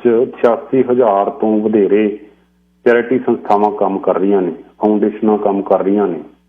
ਔਰ ਇਹ ਫਾਊਂਡੇਸ਼ਨਾਂ, ਇਹਨਾਂ ਦਾ ਨਾਂ ਜਿਹੜਾ ਚੈਰਿਟੀ ਫਾਊਂਡੇਸ਼ਨਾਂ ਜਿਹੜੀਆਂ ਇਹਨਾਂ ਦੇ ਇਸ ਤਰ੍ਹਾਂ ਦੇ ਨਾਂ ਰੱਖੇ ਹੋਏ ਨੇ, ਜਿਹੜੀਆਂ ਧਰਮ ਨਾਲ ਸੰਬੰਧਿਤ ਨੇ, ਸੋਸ਼ਲ ਨੇ, ਜੀਵ ਜੰਤੂਆਂ ਦੀ, ਪਸ਼ੂਆਂ ਦੀ, ਜਾਨਵਰਾਂ ਦੀ ਰਖਵਾਲੀ ਲਈ ਕੰਮ ਕਰਨ ਵਾਲੀਆਂ ਸੰਸਥਾਵਾਂ ਨੇ, ਭੁੱਖਿਆਂ ਦੇ ਪੇਟ ਭਰਨ ਵਾਲੀਆਂ ਸੰਸਥਾਵਾਂ ਨੇ, ਨਸ਼ਿਆਂ ਤੋਂ ਦੂਰ ਕਰਨ ਵਾਲੀਆਂ, ਗੈਂਗਾਂ ਤੋਂ ਦੂਰ ਰੱਖਣ ਵਾਲੀਆਂ ਸੰਸਥਾਵਾਂ ਨੇ। ਕੋਈ ਕਿਡਨੀ ਲਈ ਕੰਮ ਕਰ ਰਿਹਾ, ਕੋਈ ਕੈਂਸਰ ਦੇ ਲਈ ਸਾਈਕਲ ਭਜਾ ਰਿਹਾ, ਤੇ ਕੋਈ ਹੋਰ ਹਾਰਟ ਐਂਡ ਸਟ੍ਰੋਕ ਦੇ ਲਈ ਰੌਲਾ ਪਾ ਰਿਹਾ। ਹਰ ਇੱਕ ਦਾ ਆਪੋ ਆਪਣਾ ਕਾਰਜ ਖੇਤਰ ਹੈ। ਕੋਈ ਨਵਿਆਂ ਨੂੰ ਕੰਮ ਦਿਵਾਉਣ ਦੇ ਲਈ ਯਤਨਸ਼ੀਲ ਹੈ ਤੇ ਕੋਈ ਇਮੀਗ੍ਰੈਂਟਾਂ ਦੀ ਮਦਦ ਕਰੀ ਜਾਂਦਾ। ਇਹ ਆਪੋ ਆਪਣੇ ਘੇਰੇ ਨੇ, ਉੱਥੋਂ ਇਹ ਵਿਚਰਦੀਆਂ ਨੇ ਤੇ ਕੋਈ ਹਸਪਤਾਲਾਂ ਦੀ ਬਿਲਡਿੰਗ ਖੜੀਆਂ ਕਰਨ ਲਈ ਪੈਸਾ ਇਕੱਠਾ ਕਰ ਰਿਹਾ। ਪਰ ਤੁਹਾਨੂੰ ਪਤਾ ਹੋਣਾ ਚਾਹੀਦਾ ਜੀ ਕਿ ਜਿਹੜੀਆਂ ਸੰਸਥਾਵਾਂ ਕੰਮ ਕਰ ਰਹੀਆਂ ਨੇ ਇਹਨਾਂ ਦੇ ਔਸਤ ਜੇ ਕੱਢੀਏ ਐਵਰੇਜ ਸੈਲਰੀ 70,000 ਤੋਂ ਉੱਪਰ ਹੈ ਇਹਨਾਂ 'ਚ ਕੰਮ ਕਰਨ ਵਾਲੇ ਮੁਲਾਜ਼ਮਾਂ ਦੀ। ਤੇ ਇੱਥੇ ਆਪਾਂ ਆਪੋ ਆਪਣੀ ਤੁਸੀਂ ਸੈਲਰੀ ਤੇ ਧਿਆਨ ਮਾਰ ਕੇ ਦੇਖ ਲਓ ਕਿੰਨੇ ਕੁ ਜਣੇ ਨੇ ਜਿਹੜੇ ਉਹ 40-45 ਹਜ਼ਾਰ ਡਾਲਰ ਸਾਲਾਨਾ ਜਿਹੜੇ ਉਹਦੇ ਵਿੱਚ ਰਹਿੰਦੇ ਨੇ ਤੇ ਕਿੰਨੇ ਕੁ ਨੇ ਜਿਹੜੇ 80,000 ਨੂੰ ਅੱਪੜਦੇ ਨੇ। ਤੇ ਇਹਨਾਂ 'ਚ ਕੰਮ ਕਰਨ ਵਾਲਾ ਔਸਤ ਕਰਮਚਾਰੀ ਜਿਹੜਾ ਉਹ 80,000 ਨੂੰ ਹੱਥ ਮਾਰਦਾ। ਕੈਨੇਡੀਅਨ ਰੈੱਡ ਕਰਾਸ ਹੈ। ਰੈੱਡ ਕਰਾਸ ਦਾ ਨਾਂ ਬੜਾ ਨਾ ਦੁਨੀਆ ਭਰ 'ਚ। ਮੈਂ ਇਹਦਾ ਨਾਂ ਪਹਿਲਾਂ ਤਾਂ ਇਸੇ ਕਰਕੇ ਨਹੀਂ ਚੱਕਿਆ। ਅਸੀਂ ਭਾਈ ਕਨ੍ਹਈਆ ਨੂੰ ਤਾਂ ਭੁੱਲ ਗਏ ਹਾਂ ਤੇ ਸਾਨੂੰ ਹੋਰ ਲੋਕ ਯਾਦ ਨੇ ਕਿ ਰੈੱਡ ਕਰਾਸ ਦੇ ਪਿਤਾਮਾ ਨੇ। ਹੈਨਰੀ ਡੂਨਟ ਨੂੰ ਨਹੀਂ ਅਸੀਂ ਭੁੱਲੇ। ਫੁੱਲ ਟਾਈਮ ਪੋਜੀਸ਼ਨਾਂ ਨੇ ਇਹਦੇ 'ਚ 1351 ਕੈਨੇਡੀਅਨ ਰੈੱਡ ਕਰਾਸ ਦੇ ਵਿੱਚ। ਇਹਦੇ 'ਚ ਜਿਹੜੀ ਐਵਰੇਜ ਤਨਖਾਹ ਹੈ ਇਹਦੇ 'ਚ ਕੰਮ ਕਰਨ ਵਾਲੇ ਮੁਲਾਜ਼ਮਾਂ ਦੀ 72,877 ਡਾਲਰ ਹੈ। ਜਿਹੜੇ ਟੌਪ 10 ਦੇ ਕਰਮਚਾਰੀ ਨੇ ਉਹਨਾਂ 'ਚ ਇੱਕ ਦੀ ਤਨਖਾਹ 3.5 ਲੱਖ ਡਾਲਰ ਤੋਂ ਉੱਪਰ ਹੈ। 1.5 ਤੋਂ 3.5 ਦੇ ਵਿੱਚ ਹੈ ਤੇ 3 ਜਣੇ ਨੇ ਜਿਹੜੇ 2 ਲੱਖ ਤੋਂ 2.5 ਲੱਖ ਦੇ ਵਿੱਚ ਨੇ। 3 ਜਣੇ ਹੋਰ ਨੇ 1,60,000 ਤੋਂ 2 ਲੱਖ ਦੇ ਵਿੱਚ ਲੈਂਦੇ ਨੇ। 2 ਜਣੇ 1,20,000 ਤੋਂ 1,60,000 ਦੇ ਵਿੱਚ ਕਮਾਈ ਕਰ ਰਹੇ ਨੇ ਤੇ ਇਹ ਉਹਨਾਂ ਨੂੰ ਦਿੱਤੀ ਜਾਣ ਵਾਲੀ ਤਨਖਾਹ ਹੈ। ਤੇ ਜੇ ਇਹਨਾਂ ਨੂੰ ਕਿਸੇ ਨੇ ਬੁਲਾਉਣਾ ਤੇ ਭਾਵੇਂ ਚੈੱਕ ਹੀ ਲੈਣ ਵਾਸਤੇ ਬੁਲਾਉਣਾ ਤੇ ਫਿਰ ਇਹ ਜਿਨ੍ਹਾਂ ਨੇ ਬੁਲਾਉਣਾ ਉਹਦੇ ਤੋਂ ਇੱਕ ਹਵਾਈ ਟਿਕਟਾਂ ਦਾ ਖਰਚਾ ਤੇ ਰਹਿਣ ਸਹਿਣ ਦਾ ਖਰਚਾ ਵੀ ਉਹਦੇ ਪੱਲਿਓਂ ਮੰਗ ਕਰਦੇ ਨੇ। ਹੋਰ ਬਹੁਤ ਸਾਰੀਆਂ ਅਜਿਹੀਆਂ ਸੰਸਥਾਵਾਂ ਨੇ ਜਿਨ੍ਹਾਂ ਦੀ ਹੁਣ ਆਪਾਂ ਜੇ ਸਰੀ ਹਸਪੀਟਲ ਦੇ ਲਈ ਇੱਕ ਸੰਸਥਾ ਕੰਮ ਕਰਦੀ ਹੈ, ਸਰੀ ਹਸਪੀਟਲ ਫਾਊਂਡੇਸ਼ਨ ਹੈ। ਇਹਦਾ ਜਿਹੜਾ ਜ਼ਿਆਦਾ ਪੈਸਾ ਸਰੀ ਹਸਪਤਾਲ ਦੀ ਬਿਲਡਿੰਗਾਂ ਉਹ ਸਾਰੀਆਂ ਦੇ ਲਈ ਕੰਮ ਆਉਂਦਾ। ਹਾਲਾਂਕਿ ਸਿਹਤ ਤੇ ਪੈਸਾ ਖਰਚ ਕਰਨਾ ਕਿਸੇ ਵੀ ਸਰਕਾਰ ਦੀ ਪਹਿਲੀ ਤਰਜੀਹ ਹੁੰਦਾ ਤੇ ਸਭ ਤੋਂ ਵੱਧ ਬਜਟ ਸਿਹਤ ਤੋਂ ਉੱਪਰ ਖਰਚ ਕਰਨ ਲਈ ਪੈਸਾ ਪਾਸੇ ਕੱਢ ਕੇ ਰੱਖਿਆ ਜਾਂਦਾ। ਇੱਥੇ ਕੰਮ ਕਰਨ ਵਾਲੇ ਜਿਹੜੇ ਮੁਲਾਜ਼ਮ ਨੇ ਜਿਹੜੇ ਇਹਨਾਂ ਦੇ ਪ੍ਰਸ਼ਾਸਨ ਢਾਂਚੇ ਦੇ ਵਿੱਚ ਨੇ ਉਹਨਾਂ ਨੂੰ ਜਿਹੜੀ ਐਵਰੇਜ ਤਨਖਾਹ ਮਿਲਦੀ ਹੈ ਉਹ 1,13,000 ਮਿਲਦੀ ਹੈ। ਇਸ ਤੋਂ ਵੀ ਜ਼ਿਆਦਾ ਮਿਲਦੀ ਹੈ ਜਿਹਦੇ 'ਚ ਇੱਕ ਜਣਾ 2.5 ਲੱਖ ਤੋਂ 3 ਲੱਖ ਦੇ ਵਿੱਚ ਤਨਖਾਹ ਲੈ ਰਿਹਾ। 1,20,000 ਤੋਂ 1,60,000 ਦੇ ਵਿੱਚ 2 ਨੇ ਤੇ 80,000 ਤੋਂ ਲੈ ਕੇ 1,20,000 ਦੇ ਵਿੱਚ 3 ਨੇ। 3 ਹੋਰ ਜਿਹੜੇ 40,000 ਤੋਂ 80,000 ਦੇ ਵਿੱਚ ਨੇ। ਤੇ ਇਹਦੇ 'ਚ ਇਕੱਲਾ ਇਹ ਨਹੀਂ ਆਪਾਂ ਕਹਿ ਦਈਏ ਕਿ ਤਨਖਾਹ ਤਾਂ ਲੈਣੀ ਹੈ ਜੀ ਮੁਫਤ 'ਚ ਸਾਰਾ ਸਾਲ ਕੌਣ ਕੰਮ ਕਰੇ, ਕਰਨਾ ਵੀ ਨਹੀਂ ਚਾਹੀਦਾ। ਪਰ ਇਹ ਕਿਹੜਾ ਅੰਬਰੋਂ ਤਾਰਾ ਤੋੜਦੇ ਨੇ ਕਿ ਜਿਹੜੇ ਇਹਨਾਂ 'ਚ 2-2 ਜਣੇ 3-3 ਜਣੇ ਉਹ 3-3 ਲੱਖ ਤਨਖਾਹ ਲੈ ਰਹੇ ਨੇ, 2.5 ਲੱਖ ਲੈ ਰਹੇ ਨੇ ਸਾਲ ਦਾ। ਕਹਿਣ ਨੂੰ ਅਸੀਂ ਚੈਰਿਟੀ ਹੈ ਤੇ ਤਨਖਾਹਾਂ ਨੂੰ ਹੱਥ ਮਾਰਨਾ 6 ਜਣਿਆਂ ਜਿੰਨਾ। ਤੇ ਇਹ ਵੀ ਗੱਲ ਨਾਲ ਦੀ ਨਾਲ ਮੈਂ ਦੱਸਾਂ ਕਿ ਚੁੰਗ ਬਹੁਤ ਕੱਢਦੇ ਨੇ। 20 ਤੋਂ ਲੈ ਕੇ 25% ਤੱਕ ਚੁੰਗ ਕੱਢਦੇ ਨੇ। ਜਿਹੜਾ ਪੈਸਾ ਇਹਨਾਂ ਨੂੰ ਜਾਂਦਾ ਉਹ ਪ੍ਰਸ਼ਾਸਨਿਕ ਖਰਚੇ ਕੱਢ ਕੇ ਹੋਰ ਜਿਹੜੇ ਕੋਈ ਵਿੱਚ ਖਰਚੇ ਪਾ ਕੇ ਤੇ ਤੁਸੀਂ ਜੇ ਇਹਨਾਂ ਨੂੰ $1,00,000 ਇਕੱਠਾ ਕਰਕੇ ਦੇ ਤਾ ਨਾ ਹੋ ਸਕਦਾ 80,000 ਵੀ ਨਾ ਲੱਗੇ। ਜਿਨ੍ਹਾਂ ਨੂੰ ਇਹਨਾਂ ਨੇ ਦੇਣਾ ਹੈ ਉੱਥੇ 80,000 ਵੀ ਨਾ ਪਹੁੰਚੇ। ਐਵਰੇਜ ਹੈ 22% ਇਹ ਕਾਟ ਲਾਉਂਦੇ ਨੇ, ਕਾਟ ਕੱਟਦੇ ਨੇ ਜਿਹੜੀਆਂ ਸੰਸਥਾਵਾਂ ਨੇ ਉਹਨਾਂ ਦੀ ਸਾਰੀਆਂ ਦੀ ਐਵਰੇਜ ਹੈ। 2010 ਦੇ ਜਿਹੜੇ ਅੰਕੜੇ ਮੈਂ ਤੁਹਾਡਾ ਦੱਸ ਰਿਹਾ 84% ਕੈਨੇਡੀਅਨ ਨਾ ਜਿਹੜੇ 15 ਸਾਲ ਤੋਂ ਉੱਪਰ ਦੇ ਉਹ ਚੈਰੀਟੇਬਲ ਤੇ ਨਾਨ ਪ੍ਰੋਫਿਟ ਸੰਸਥਾਵਾਂ ਨੂੰ ਦਾਨ ਕਰਦੇ ਨੇ। ਕੈਨੇਡਾ ਦੇ ਵਿੱਚ ਇੱਕ ਇੰਡੀਵਿਜੂਅਲ ਇੱਕ ਵਿਅਕਤੀ ਐਵਰੇਜ ਘੱਟੋ ਘੱਟ $450 ਸਾਲ 'ਚ ਦਾਨ ਕਰ ਦਿੰਦਾ ਇਹਨਾਂ ਸੰਸਥਾਵਾਂ ਨੂੰ। ਤੇ ਹਰੇਕ ਸਾਲ $10 ਬਿਲੀਅਨ ਤੋਂ ਵਧੇਰੇ ਡਾਲਰ ਕੈਨੇਡਾ 'ਚ ਦਾਨ ਹੁੰਦੇ ਨੇ। 85,000 ਤੋਂ ਵਧੇਰੇ ਇਹ ਸੰਸਥਾਵਾਂ ਜਿਹੜੀਆਂ ਚੈਰਿਟੀ ਸੰਸਥਾਵਾਂ ਨੇ ਕੈਨੇਡਾ ਰੈਵਨਿਊ ਏਜੰਸੀ ਦੇ ਨਾਲ ਰਜਿਸਟਰਡ ਨੇ, ਉਹਦੇ ਝੰਡੇ ਹੇਠ ਕੰਮ ਕਰ ਰਹੀਆਂ ਨੇ, ਉਹ ਨਿਗਰਾਨੀ ਰੱਖ ਰਹੀ ਹੈ। ਤੇ ਇਹਦੇ 'ਚ ਤੁਸੀਂ ਹਿਸਾਬ ਲਾ ਲਓ ਜਿਹੜੀਆਂ ਰਜਿਸਟਰਡ ਨਹੀਂ ਗਈਆਂ, ਜਿਨ੍ਹਾਂ ਨੇ ਆਪਣੇ ਆਪ ਨੂੰ ਰਜਿਸਟਰਡ ਨਹੀਂ ਕਰਾਇਆ, ਲੋਕਾਂ ਨੂੰ ਵੈਸੇ ਰੌਲਾ ਪਾ ਕੇ ਪੁਚਲਾ ਕੇ ਗੁੰਮਰਾਹ ਕਰਕੇ ਪੈਸੇ ਇਕੱਠੇ ਕਰਕੇ ਤੇ ਕੋਈ ਹਿਸਾਬ ਕਿਤਾਬ ਨਹੀਂ ਦੇਣਾ, ਕੋਈ ਉਹਨਾਂ ਦੀ ਪਾਰਦਰਸ਼ਤਾ ਨਹੀਂ ਹੈ ਤੇ ਉਹ ਕੀ ਕਰਦੀਆਂ ਹੋਣਗੀਆਂ। ਤੁਸੀਂ ਆਪ ਇਹ ਸੋਚ ਕੇ ਦੇਖੋ ਵੀ ਕਿੱਥੇ ਪੈਸਾ ਤੁਹਾਡਾ ਜਾਂਦਾ, ਤੁਹਾਡੇ ਵੱਲੋਂ ਮਿਹਨਤ ਨਾਲ ਕਮਾਇਆ ਜਿਹੜਾ ਇੱਕ ਵੀ ਡਾਲਰ ਆ ਉਹ ਕਿੰਨਾ ਕੀਮਤੀ ਹੁੰਦਾ। ਤੁਸੀਂ ਹੱਡ ਤੋੜਦੇ ਹੋ ਸਾਰਾ ਦਿਨ ਤੇ ਫਿਰ ਜਿਹੜਾ ਇਹ ਘਰ ਦੀ ਰੋਜੀ ਰੋਟੀ ਚੱਲਦੀ ਹੈ ਤੇ 80,000 $2.5 ਲੱਖ ਲੈਣ ਵਾਲੇ ਜਿਹੜੇ ਇਹ ਕਿਵੇਂ ਜਿਹੜੇ ਵੱਖਰੇ ਹੋ ਗਏ ਨੇ ਤੇ ਕਹਿਣ ਨੂੰ ਅਸੀਂ ਸੰਸਥਾਵਾਂ ਨੇ ਜੀ ਲੋਕਾਂ ਦੀ ਭਲਾਈ ਦੀ ਕੰਮ ਕਰਦੀਆਂ ਨੇ, ਇਹਨਾਂ ਦੇ ਰੈਵਨਿਊ ਤੇ ਨਿਗਾਹ ਮਾਰੋ ਜੀ ਤੇ ਖਰਚਿਆਂ ਤੇ ਨਿਗਾਹ ਮਾਰੋ ਜੀ। ਫਿਰ ਇੱਕ ਦੂਜੇ ਦਾ ਇਹ ਪਿੰਡਾ ਜਿਹੜਾ ਖੁਰਕ ਕਰਦੇ ਨੇ ਕਿ ਤੂੰ ਮੈਨੂੰ ਦਾਨ ਦੇ ਦੇ, ਮੈਂ ਤੈਨੂੰ ਦਾਨ ਦੇ ਦੂੰ। ਇਹ ਇੱਕ ਦੂਜੀਆਂ ਸੰਸਥਾਵਾਂ ਨੂੰ ਵੀ ਇਹ ਗਿਫਟ ਦਾਨ ਦੇ ਜਾਂਦੇ ਨੇ ਦੇਖ ਕੇ ਸਾਰਾ ਕੁਛ। ਤੇ ਤੁਸੀਂ ਇਹਨਾਂ ਦੇ ਜਿਹੜੇ ਬੋਰਡ ਦੇ ਵਿੱਚ ਨੇ ਉਹਨਾਂ ਤੇ ਨਿਗਾਹ ਮਾਰੋ ਜੀ, ਕਿਹੜੇ ਕਿਹੜੇ ਬੰਦੇ ਇਹਨਾਂ ਦੇ ਬੋਰਡ 'ਚ ਬੈਠੇ ਨੇ, ਕੋਈ ਵਲੰਟੀਅਰ ਕੰਮ ਕਰ ਰਿਹਾ ਤੇ ਕਿਹੜਾ ਪੇਡ ਹੈ। ਇਹ ਤੁਹਾਨੂੰ ਖੁਦ CRA ਦੀ ਤੁਸੀਂ ਜਾ ਕੇ ਕੱਢ ਲੈਣਾ ਡਾਟਾ ਸਾਰਾ। ਮੈਂ ਹੁਣ ਸਾਰਿਆਂ ਦਾ ਤੇ ਇਕੱਲੇ ਦਾ ਇੱਥੇ ਕਿਹਦਾ ਨਾਂ ਦੱਸਾਂ। ਇੱਕ ਮੋਟਾ ਜਿਹਾ ਖਾਕਾ ਤੁਹਾਨੂੰ ਮੈਂ ਦੱਸਿਆ, ਇੱਕ ਤਸਵੀਰ ਪੇਸ਼ ਕੀਤੀ ਹੈ ਕਿ ਇੱਥੇ ਸਭ ਅੱਛਾ ਨਹੀਂ ਹੈ। 20 ਚੈਰਿਟੀ ਤੋਂ ਮਗਰੋਂ ਇਹ ਜਿਹੜੇ ਸਵਾਲ ਖੜੇ ਹੋਏ ਨੇ, ਹੈਰਾਨ ਰਹਿ ਗਏ ਨੇ ਜਿਹੜੇ ਅੰਕੜੇ ਫਰੋਲ ਰਹੇ ਨੇ, ਜਿਨ੍ਹਾਂ ਨੇ ਕੈਨੇਡੀਅਨ ਜਿਹੜੇ ਮੁੱਖ ਧਾਰਾ ਦੇ ਅਖਬਾਰ ਨੇ, ਜਿਹੜੇ ਰਿਪੋਰਟਰ ਨੇ, ਜਿਹੜੇ ਕਹਿੰਦੇ ਬੁਰੇ ਦੇ ਘਰ ਤੱਕ ਵੀ ਜਾਂਦੇ ਨੇ ਤੇ ਉਹਨਾਂ ਤੇ ਤਵੱਕੋ ਹੁੰਦੀ ਹੈ ਤੇ ਉਹਨਾਂ ਨੂੰ ਪਤਾ ਲੱਗਦਾ ਵੀ ਅੱਛਾ ਕੁਛ ਚੱਲ ਰਿਹਾ। ਤੇ ਤੁਹਾਨੂੰ ਵੀ ਸੋਚ ਸਮਝ ਲੈਣਾ ਚਾਹੀਦਾ ਪੁਚਲਾਅ ਵਿੱਚ ਆ ਕੇ, ਕਿਉਂਕਿ ਇਹ ਮਾਹਰ ਹੁੰਦੇ ਨੇ ਇਸ ਤਰ੍ਹਾਂ ਦੀ ਸ਼ਬਦਾਵਲੀ ਘੜਨ ਦੇ ਵਿੱਚ, ਇਸ ਤਰ੍ਹਾਂ ਦੀਆਂ ਈਮੇਲਾਂ ਭੇਜਣ ਦੇ ਵਿੱਚ ਤੇ ਆਪਣੀਆਂ ਵੈਬਸਾਈਟਾਂ ਪ੍ਰੋਫੈਸ਼ਨਲ ਤਰੀਕੇ ਨਾਲ ਤਿਆਰ ਕਰਵਾਉਣ ਦੇ ਵਿੱਚ। ਕਿ ਤੁਹਾਨੂੰ ਸਾਰੇ ਬੰਦੇ ਨੂੰ ਕਹਿੰਦੇ ਨਾ, ਜਿਹਨੂੰ ਕੋਈ ਆਪ ਬੰਦਾ ਇਮਾਨਦਾਰ ਹੋਵੇ ਉਹਨੂੰ ਸਾਰੇ ਇਮਾਨਦਾਰ ਹੀ ਨਜ਼ਰ ਆਉਂਦੇ ਨੇ। ਇਹ ਤੁਹਾਡੇ ਨਜ਼ਰੀਏ ਤੇ ਵੀ ਡਿਪੈਂਡ ਕਰਦਾ, ਪਰ ਇਹ ਅੱਖਾਂ ਮੀਚ ਕੇ ਵਿਸ਼ਵਾਸ ਕਰਨ ਵਾਲੀਆਂ ਸੰਸਥਾਵਾਂ ਨਹੀਂ ਰਹੀਆਂ। 20 ਚੈਰਿਟੀ ਨੇ ਸਾਰਾ ਕੁਛ ਜੱਗ ਜ਼ਾਹਰ ਕਰ ਦਿੱਤਾ ਤੇ ਬਾਕੀਆਂ ਲਈ ਵੀ ਇਹ ਕੰਮ ਹੋ ਗਏ ਨੇ, ਕਿਉਂਕਿ ਹੁਣ ਇਹਨਾਂ ਦੀਆਂ ਗਿਣਤੀ 'ਚ ਬੜਾ ਵਾਧਾ ਹੋਇਆ। ਇੰਨੀਆਂ ਤਾਂ ਬਰਸਾਤ ਵੇਲੇ ਖੰਭਾਂ ਨਹੀਂ ਉੱਗਦੀਆਂ ਰੂੜੀਆਂ ਤੇ ਜਿੰਨੀਆਂ ਸੰਸਥਾਵਾਂ ਪੈਦਾ ਹੋਈਆਂ ਨੇ ਪਿਛਲੇ ਕੁਝ ਮਹੀਨਿਆਂ ਦੇ ਵਿੱਚ। ਇਹ ਕੀ ਲੋੜ ਪੈ ਗਈ ਐਡੀ ਛੇਤੀ, ਕਿਉਂ ਕਾਹਲ ਕਰਦੇ ਨੇ ਲੋਕ ਨੰਬਰ ਲੈ ਲਾ। ਔਰ ਕਈਆਂ ਦੇ ਵਿੱਚ ਤਾਂ ਆਪਦੇ ਘਰ ਦੇ ਪਰਿਵਾਰਕ ਮੈਂਬਰ ਸ਼ਾਮਲ ਹੁੰਦੇ ਨੇ, ਉਹ ਵੀ ਬੋਰਡ ਦੇ ਵਿੱਚ ਹੁੰਦੇ ਨੇ, ਉਹਨਾਂ ਨੂੰ ਮੋੜ ਘੋੜ ਕੇ ਤਨਖਾਹ ਦਿੱਤੀ ਜਾਂਦੀ ਹੁੰਦੀ ਹੈ। ਜੇ ਪਰਿਵਾਰ ਦੇ ਮੈਂਬਰ ਨਾ ਵੀ ਹੋਣ, ਜਿੱਥੋਂ ਤੁਹਾਨੂੰ ਫੰਡ ਆਉਂਦੇ ਨੇ, ਕੋਈ ਮੋਟਾ ਤੁਹਾਡੇ ਤੇ ਹੱਥ ਕੋਈ ਰਕਮ ਦਾ ਸੁੱਟਦਾ ਤੁਹਾਡੇ ਬੋਝੇ ਦੇ ਵਿੱਚ, ਬਗਲੀ ਭਰਦਾ ਤੁਹਾਡੀ, ਤਾਂ ਫਿਰ ਉੱਥੇ ਸਾਰਾ ਕੁਛ ਟੇਢੇ ਤਰੀਕੇ ਨਾਲ ਉਹਨੂੰ ਕਿਸੇ ਨਾ ਕਿਸੇ ਤਰੀਕੇ ਲਾਭ ਪਹੁੰਚਾਏ ਜਾਂਦੇ ਨੇ। ਇਹਨਾਂ ਤੋਂ ਤੁਹਾਨੂੰ ਖਬਰਦਾਰ ਰਹਿਣਾ ਚਾਹੀਦਾ। ਆਪਣੇ ਹੱਥੀਂ ਆਪਣਾ ਆਪੇ ਹੀ ਕਾਜ ਸਵਾਰੀਏ। ਖਬਰਦਾਰ ਰਹਿਣਾ ਤੇ ਖਬਰਦਾਰ ਕਰਨਾ ਸਾਡਾ ਆਪਣਾ ਹਰ ਇੱਕ ਦਾ ਕਿਰਤ ਕਮਾਈ ਕਰਨ ਵਾਲੇ ਲੋਕਾਂ ਦਾ ਹੱਕ ਹੈ। ਸਾਨੂੰ ਕਿਸੇ ਵੀ ਪੁਚਲਾਵੇ ਵਿੱਚ ਆਉਣ ਦੇ ਲਈ ਸਾਨੂੰ ਜਿਹੜਾ ਇਹ ਆਪਣੇ ਆਪ ਨੂੰ ਤਿਆਰ ਰੱਖਣਾ ਚਾਹੀਦਾ ਕਿ ਕੌਣ ਤੁਹਾਡੇ ਉੱਪਰ ਜਾਲ ਸੁੱਟ ਰਿਹਾ, ਸ਼ਬਦੀ ਜਾਲ ਬਣਾ ਕੇ ਜਾਂ ਕੁਛ ਤਸਵੀਰਾਂ ਸਬਜ਼ ਬਾਗ ਦਿਖਾ ਕੇ ਤੇ ਭਾਵੁਕ ਕਰਕੇ।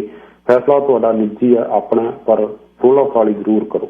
ਆਪਾਂ ਕਿਸੇ ਨੂੰ ਦਾਨ ਦੇਣ ਤੋਂ ਨਾ ਕਦੇ ਰੋਕਿਆ ਤੇ ਨਾ ਰੋਕਿਆ ਕੋਈ ਰੁਕਦਾ। ਹਰ ਇੱਕ ਦਾ ਆਪਣਾ ਨਿੱਜੀ ਫੈਸਲਾ ਹੈ, ਪਰ ਇਸ ਮਾਹੌਲ ਦੇ ਵਿੱਚ ਸਾਰਾ ਕੁਛ ਚੰਗਾ ਨਹੀਂ ਹੈ। ਇਹ ਬਹੁਤ ਵੱਡਾ ਕਾਰੋਬਾਰ ਹੈ। ਇਹ ਕਾਰੋਬਾਰ ਇੰਨੀ ਤੇਜ਼ੀ ਨਾਲ ਫੈਲ ਰਿਹਾ ਹੈ ਕਿ ਬਾਕੀ ਹੋਰ ਬਹੁਤ ਸਾਰੇ ਕਾਰੋਬਾਰਾਂ ਨੂੰ ਪਿੱਛੇ ਛੱਡ ਗਿਆ। ਤੁਸੀਂ ਇਹ ਕਾਰੋਬਾਰ ਸ਼ੁਰੂ ਕਰਨਾ ਹੋਵੇ ਤਾਂ ਤੁਹਾਨੂੰ ਸਲਾਹਾਂ ਦੇਣ ਵਾਲੇ ਵੀ ਮਿਲ ਜਾਣਗੇ, ਕਿਉਂਕਿ ਇਹ ਕੋਈ ਭਲਾਈ ਵਾਲਾ ਕੋਈ ਕਾਰਜ ਨਹੀਂ ਹੈ ਕਿ ਵਿੱਚ ਸਾਰੇ ਇਹ ਲੋਕ ਮਨੁੱਖਤਾਵਾਦੀ ਨੇ ਤੇ ਜਿਹੜੇ ਲੋਕ ਸ਼ਾਮ ਤੋਂ ਸਵੇਰ ਤੱਕ ਕੰਮ ਧੰਦਿਆਂ ਤੇ ਜਾਂਦੇ ਨੇ ਤੇ ਉਹ ਬੇਪਰਵਾਹ ਤੁਰੇ ਫਿਰਦੇ ਨੇ। ਇਹੀ ਇਕੱਲੇ ਚੈਰੀਟੇਬਲ ਸੰਸਥਾਵਾਂ ਵਾਲੇ ਹੀ ਮਨੁੱਖਤਾਵਾਦੀ ਹੋ ਗਏ ਨੇ। ਜਿਹੜੇ ਲੋਕ ਕੰਮ ਕਰ ਰਹੇ ਨੇ ਉਹ ਟੈਕਸ ਕਟਾ ਰਹੇ ਨੇ, ਪਹਿਲਾਂ ਹੀ ਖਜ਼ਾਨੇ ਨੂੰ ਭਰਪੂਰ ਕਰ ਰਹੇ ਨੇ। ਉਸ ਖਜ਼ਾਨੇ ਚੋਂ ਹੀ ਲੋਕਾਂ ਨੂੰ ਸਹੂਲਤਾਂ ਮਿਲਣੀਆਂ, ਬੇਘਰਾਂ ਲਈ ਘਰ ਬਣਾਉਣੇ ਆ, ਲੋੜਵੰਦਾਂ ਨੇ ਜਿਹੜੀਆਂ ਲੋੜਾਂ ਦੇ ਲਈ ਸਰਕਾਰ ਨੇ ਫੰਡ ਦੇਣੇ ਆ। ਸਰਕਾਰ ਪਹਿਲਾਂ ਹੀ ਇਹੋ ਜਿਹੀਆਂ ਸੰਸਥਾਵਾਂ ਨੂੰ ਫੰਡ ਬਹੁਤ ਦਿੰਦੀ ਹੈ। ਤੁਸੀਂ ਦੇਖ ਹੀ ਲਿਆ 20 ਚੈਰਿਟੀ ਨੂੰ ਕਿੰਨਾ $41,000 ਤੋਂ ਵੀ ਜ਼ਿਆਦਾ ਰਕਮ ਜਿਹੜੀ ਉਹ ਚੈੱਕ ਵੰਡਣ ਤੇ ਸਟੂਡੈਂਟਾਂ ਨੂੰ ਦੇ ਦੇਣੀ ਸੀਗੀ ਤੇ ਰੌਲਾ ਪੈ ਗਿਆ ਤੇ ਗੱਲ ਆਈ ਵੀ ਹੋ ਗਈ ਹੈ, ਪਰ ਅਜੇ ਗੱਲ ਆਈ ਵੀ ਹੋਈ ਨਹੀਂ। ਇਹਨੇ ਬਹੁਤ ਵੱਡਾ ਡੈਂਟ ਪਾਤਾ ਲਿਬਰਲ ਪਾਰਟੀ ਦੇ। ਤੁਸੀਂ ਕੀ ਸੋਚਦੇ ਹੋ ਕਿ ਜਿਹੜੀਆਂ ਚੈਰਿਟੀ ਸੰਸਥਾਵਾਂ ਨੇ ਇਹਨਾਂ 'ਚ ਹੋਰ ਪਾਰਦਰਸ਼ਤਾ ਕਾਇਮ ਹੋਣੀ ਚਾਹੀਦੀ ਹੈ? ਹੋ ਉਲਟ ਰਿਹਾ ਦਰਅਸਲ। ਪਹਿਲਾਂ ਤੁਸੀਂ ਪਿਛਲੇ ਕਈ ਸਾਲਾਂ ਦੇ 30 ਸਾਲ ਤੱਕ ਪਿੱਛੇ ਦੀ ਇਹਨਾਂ ਦੀ ਸਾਰੀ ਥੋੜਾ ਫਾਲੀ ਕਰ ਸਕਦੇ ਹੁੰਦੇ ਸੀ। ਹੁਣ ਸਿਰਫ ਤੁਸੀਂ 5 ਸਾਲਾਂ ਦੀ ਇਹਨਾਂ ਦੇ ਜਿਹੜੇ ਖਾਤੇ ਦੇਖ ਸਕਦੇ ਹੋ। ਇਹ ਇੱਕ ਤਰ੍ਹਾਂ ਦਾ ਬੰਦਿਸ਼ ਬੈਨ ਹੀ ਲਗਾਤਾ। CRA ਨੇ ਇਹ ਫੈਸਲਾ ਕੀਤਾ ਕਿ 5 ਸਾਲ ਪਿੱਛੇ ਜਾ ਕੇ ਤੁਸੀਂ ਦੇਖ ਲਓਗੇ 5 ਸਾਲ ਪਹਿਲਾਂ ਤੱਕ ਕੀ ਕਰਦੇ ਰਹੇ ਨੇ, ਇਹਨਾਂ ਦਾ ਕੀ ਖਰਚਾ ਤੇ ਕੀ ਇਹਨਾਂ ਨੂੰ ਪੈਸੇ ਕਿੱਥੋਂ ਆਏ, ਕਿੰਨੇ ਦਾਨ ਪੁੰਨ ਇਹਨਾਂ ਨੇ ਹਾਸਲ ਕੀਤੇ, ਕਿੰਨੇ ਫੰਡ ਰੇਜ਼ਿੰਗ ਕੀਤੇ, ਸਾਰਿਆਂ ਦੀ ਪਰਸੈਂਟੇਜ ਹੈ ਕਿ ਕਿੰਨੇ ਇਹਨਾਂ ਨੇ ਹਾਸਲ ਕਰਨੇ ਆ। ਇਹ ਤੁਸੀਂ CRA ਤੇ ਜਾ ਕੇ ਦੇਖ ਸਕਦੇ ਹੋ। ਇੱਕ ਜਿਹੜੀ ਹੈ ਚੈਰਿਟੀ ਵਾਚ ਸੰਸਥਾ ਵੀ ਹੈ, ਉਹ ਵੀ ਇਸ ਮਾਮਲੇ ਦੇ ਵਿੱਚ ਇਹਨਾਂ ਦੇ ਹੀਜ਼ ਪਿਆਜ਼ ਨੰਗੇ ਕਰਦੀ ਆ ਰਹੀ ਹੈ। ਤੇ ਹੌਲੀ ਹੌਲੀ ਆਪਾਂ ਹੋਰ ਟਾਈਮ ਲਾ ਕੇ ਫਿਰ ਕਿਸੇ ਦਿਨ ਵਿਸਥਾਰ ਇਹਦੇ ਬਾਰੇ ਗੱਲਬਾਤ ਕਰਾਂਗੇ। ਤੁਹਾਡਾ ਕੋਈ ਖੱਟਾ ਤਜਰਬਾ ਹੋਵੇ ਅਜਿਹੀਆਂ ਸੰਸਥਾਵਾਂ ਬਾਰੇ, ਤੁਹਾਨੂੰ ਕੋਈ ਪਤਾ ਲੱਗਿਆ ਹੋਵੇ ਜ਼ਰੂਰ ਗੱਲ ਤੁਸੀਂ ਸਾਂਝੀ ਕਰਨੀ ਤਾਂ ਕਰੋ। 1-844-247-1550 12:24 ਹੋ ਚੁੱਕੇ ਨੇ। ਰੇਡੀਓ KRPI 1550 AM ਤੁਸੀਂ ਸੁਣ ਰਹੇ ਹੋ। ਪ੍ਰੋਗਰਾਮ ਲੋਕ ਸੱਥ ਪ੍ਰਸਾਰਿਤ ਹੋ ਰਿਹਾ। 1-844-247-1550 ਤੇ ਲੈਣਾ ਖੁੱਲੀਆਂ ਨੇ ਜੀ। ਤੁਸੀਂ ਆਪਣਾ ਕੋਈ ਤਜਰਬਾ ਸਾਂਝਾ ਕਰਨਾ ਹੋਵੇ। ਸੁਰਜੀਤ ਸਿੰਘ ਜੀ ਸਾਡੇ ਨਾਲ ਸ਼ਾਮਲ ਹੋ ਰਹੇ ਨੇ। ਸਵਾਗਤ ਹੈ ਜੀ ਤੁਹਾਡਾ। ਬਰਾੜ ਸਾਹਿਬ ਸਤਿ ਸ੍ਰੀ ਅਕਾਲ। ਸਤਿ ਸ੍ਰੀ ਅਕਾਲ ਜੀ। ਬਰਾੜ ਸਾਹਿਬ ਤੁਸੀਂ ਤਾਂ ਅੱਖਾਂ ਖੋਲ ਦਿੱਤੀਆਂ। ਅਸੀਂ ਤਾਂ ਮਿੱਟੀ ਦੇ ਮਾਦੋ ਜਦੋਂ ਕੋਈ ਸੁਨੇਹਾ ਦਿੰਦਾ ਭੱਜੇ ਜਾਂਦੇ ਆ। ਜਿੰਨੀ ਵੀ ਸਮਰੱਥਾ ਹੁੰਦੀ ਹੈ ਸਾਡੇ 'ਚ 100-200 ਜੋ ਵੀ ਆ ਜਾ ਕੇ ਬਈ ਪਹਿਲਾਂ ਕਰਾਈਏ ਜਮਾਂ। ਹਾਂਜੀ ਇਹ ਤਾਂ ਬਹੁਤ ਤੁਸੀਂ ਬੜੀ ਗਿਆਨ ਦੀ ਗੱਲ ਦੱਸੀ ਆ ਸਾਰਿਆਂ ਦੇ ਵਿੱਚ। ਬੜੇ ਵਾਧੇ ਵਾਲੀ ਗੱਲ ਆ ਇਹ ਤਾਂ। ਲੋਕ ਦੇਖੋ ਨਾ ਮਿਨੀ ਵੇਜ ਇਹ ਬਣਾਉਣ ਲੱਗਿਆ ਤਾਂ ਚਾਂਗਾ ਮਾਰਦੇ ਆ ਤੇ ਜਿਹੜੇ 70-70,000 72-72,000 ਲੈਂਦੇ ਆ ਉਹਨਾਂ ਦੇ ਥੋੜੇ ਜਿਹੇ ਘਟਾ ਕੇ ਪੈਸੇ ਮਿਨੀ ਵੇਜ ਵਧਾ ਦੇਣ।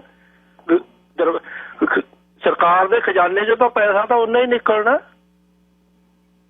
ਇੱਕ ਹੋਰ ਗੱਲ ਜਿਹੜੀ ਇਹ ਹੈ ਜੀ ਮੈਂ ਦੱਸਾਂ ਤੁਹਾਨੂੰ, ਜਿਹੜੀਆਂ ਚੈਰਿਟੀਆਂ ਕੋਲ ਪੈਸਾ ਹੁੰਦਾ ਨਾ ਉਹ ਵਰਤੇ ਜਾਣ ਲਈ ਹੁੰਦਾ ਕਿ ਉਹਨੇ ਵਰਤਣਾ ਹੁੰਦਾ। ਕਿਉਂਕਿ ਲੋਕਾਂ ਨੇ ਦਾਨੀ ਨੇ ਪੈਸਾ ਦਿੱਤਾ ਕਿ ਵਰਤਿਆ ਜਾਏ, ਲੋੜਵੰਦਾਂ ਨੂੰ ਮਿਲੇ, ਕੋਈ ਚੀਜ਼ ਵਾਸਤੇ ਉਹਨਾਂ ਦੀ ਮਦਦ ਹੋਵੇ।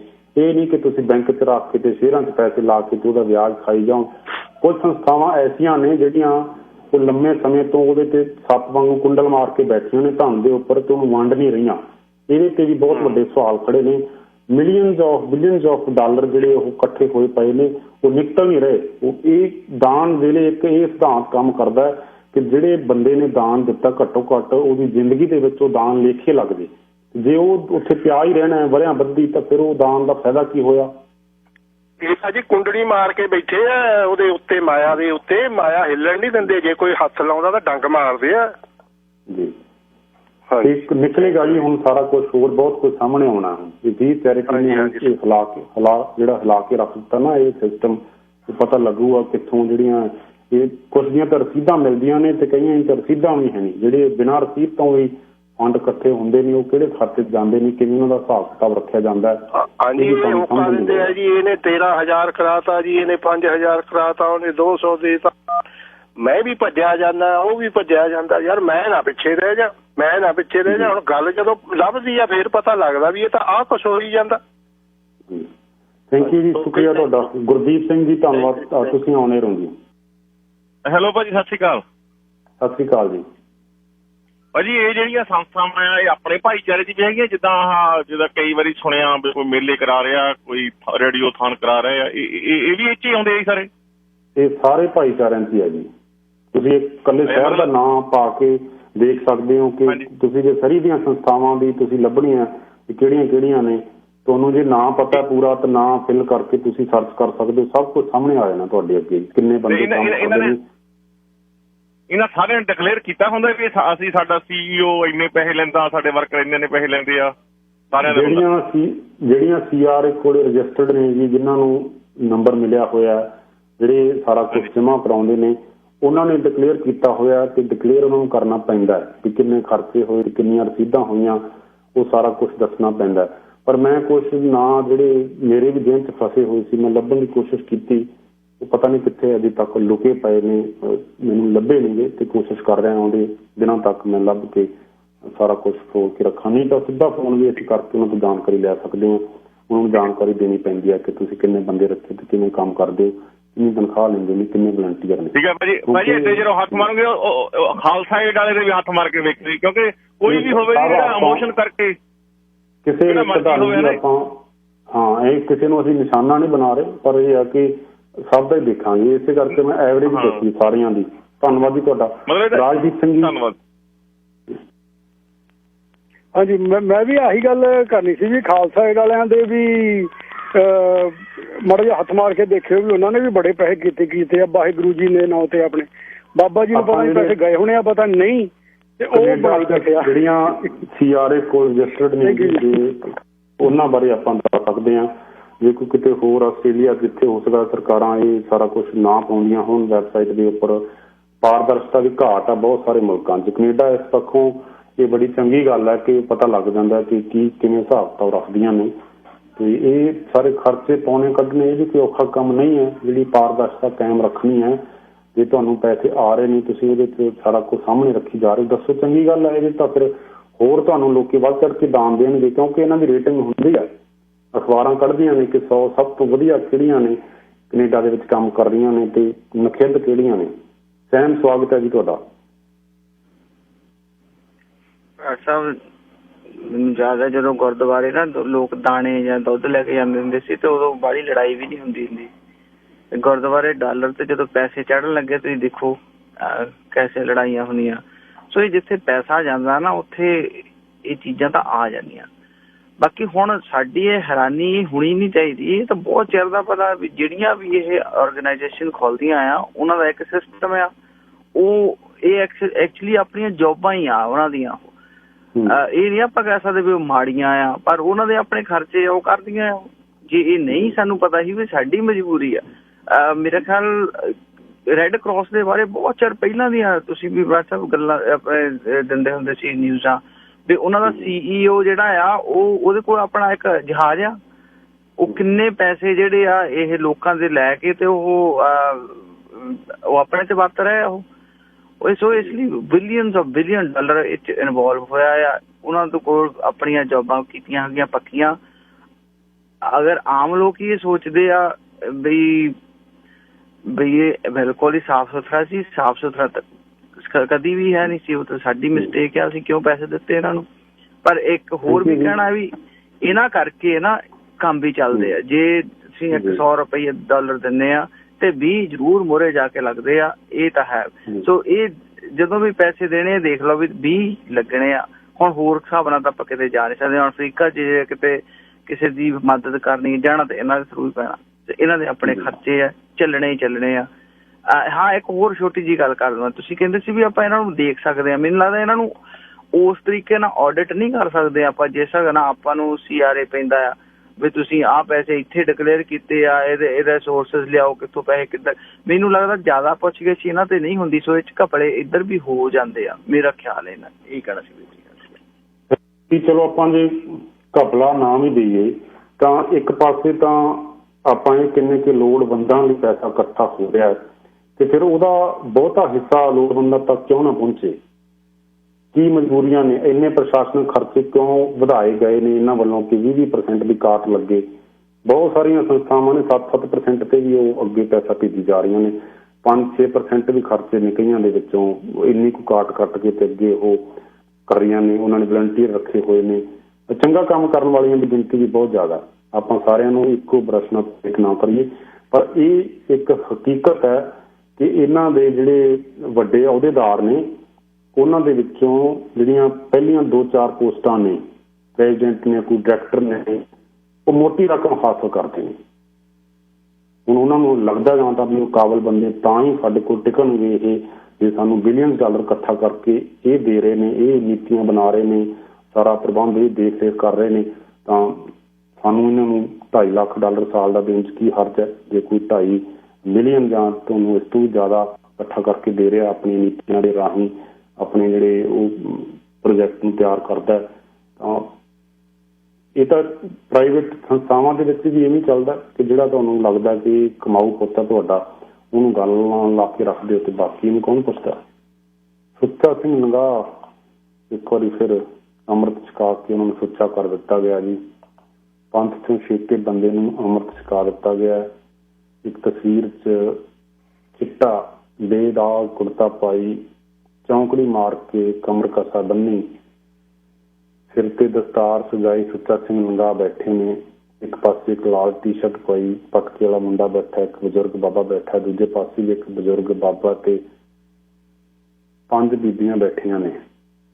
ਉੱਪਰ ਸਿਰ ਤੇ ਘੱਟੋ ਘੱਟ 8-10 ਜਣੇ ਨੀਲਾ ਬਾਣਾ ਪਾਇਆ, ਗਲਾਂ 'ਚ ਕੇਸਰੀ ਪਰਨੇ ਲਮਕਦੇ ਨੇ, ਦਸਤਾਰਾਂ ਗੋਲ ਨੇ ਨੀਲੀਆਂ, ਨਿਹੰਗ ਸਿੰਘਾਂ ਵਾਲਾ ਬਾਣਾ। ਇਹਨਾਂ ਨਿਹੰਗ ਸਿੰਘਾਂ ਦੇ ਪੈਰਾਂ 'ਚ ਸੁੱਚਾ ਸਿੰਘ ਲੰਗਾਹ ਬੈਠੇ ਹੋਏ ਨੇ, ਹਰੇ ਕਾਲੀਨ ਵਿਛੇ ਹੋਏ ਨੇ। ਇੱਥੇ ਅੰਮ੍ਰਿਤ ਛਕਾਇਆ ਗਿਆ ਸੁੱਚਾ ਸਿੰਘ ਲੰਗਾਹ ਨੂੰ।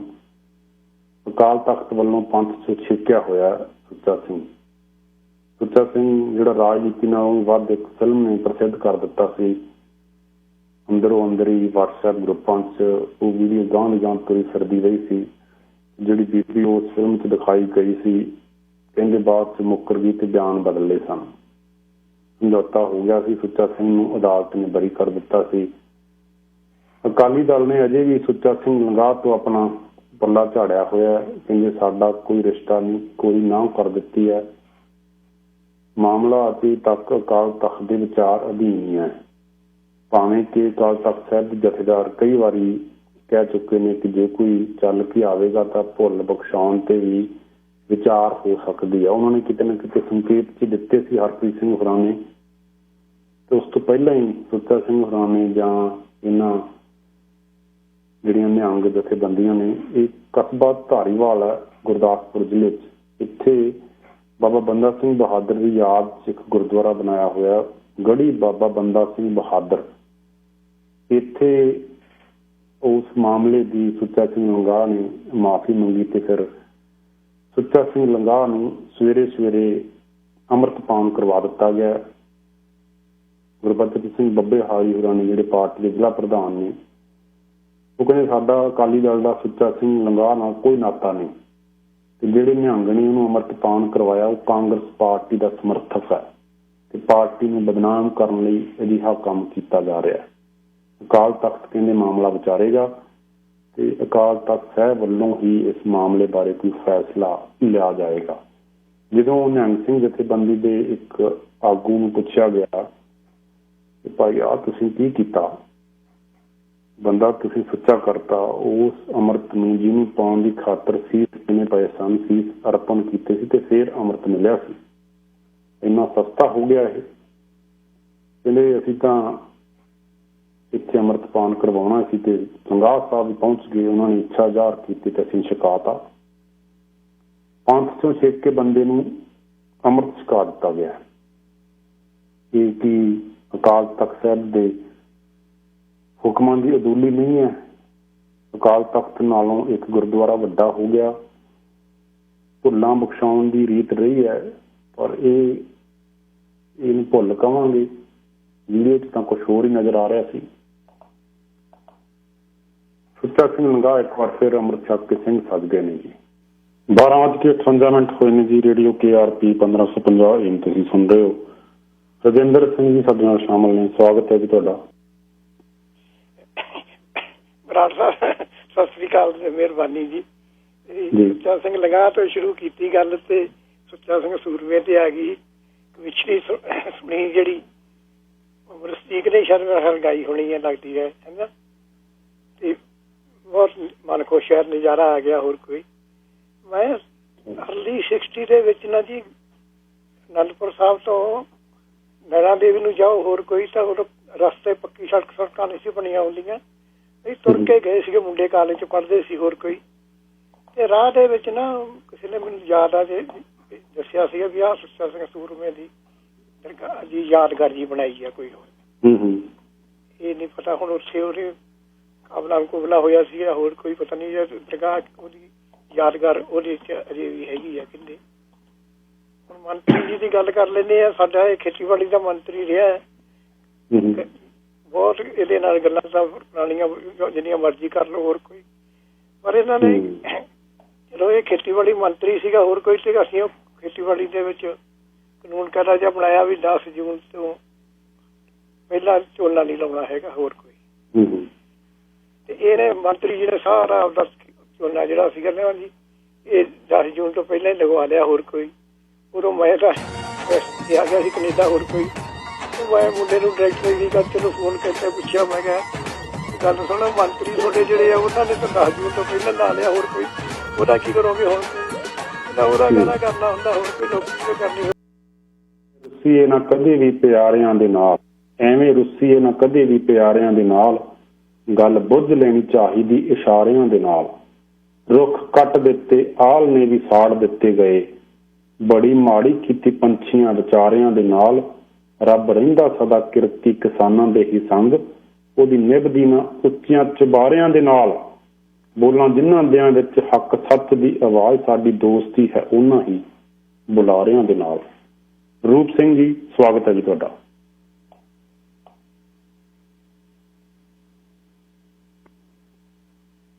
ਸਿੰਘ ਜੀ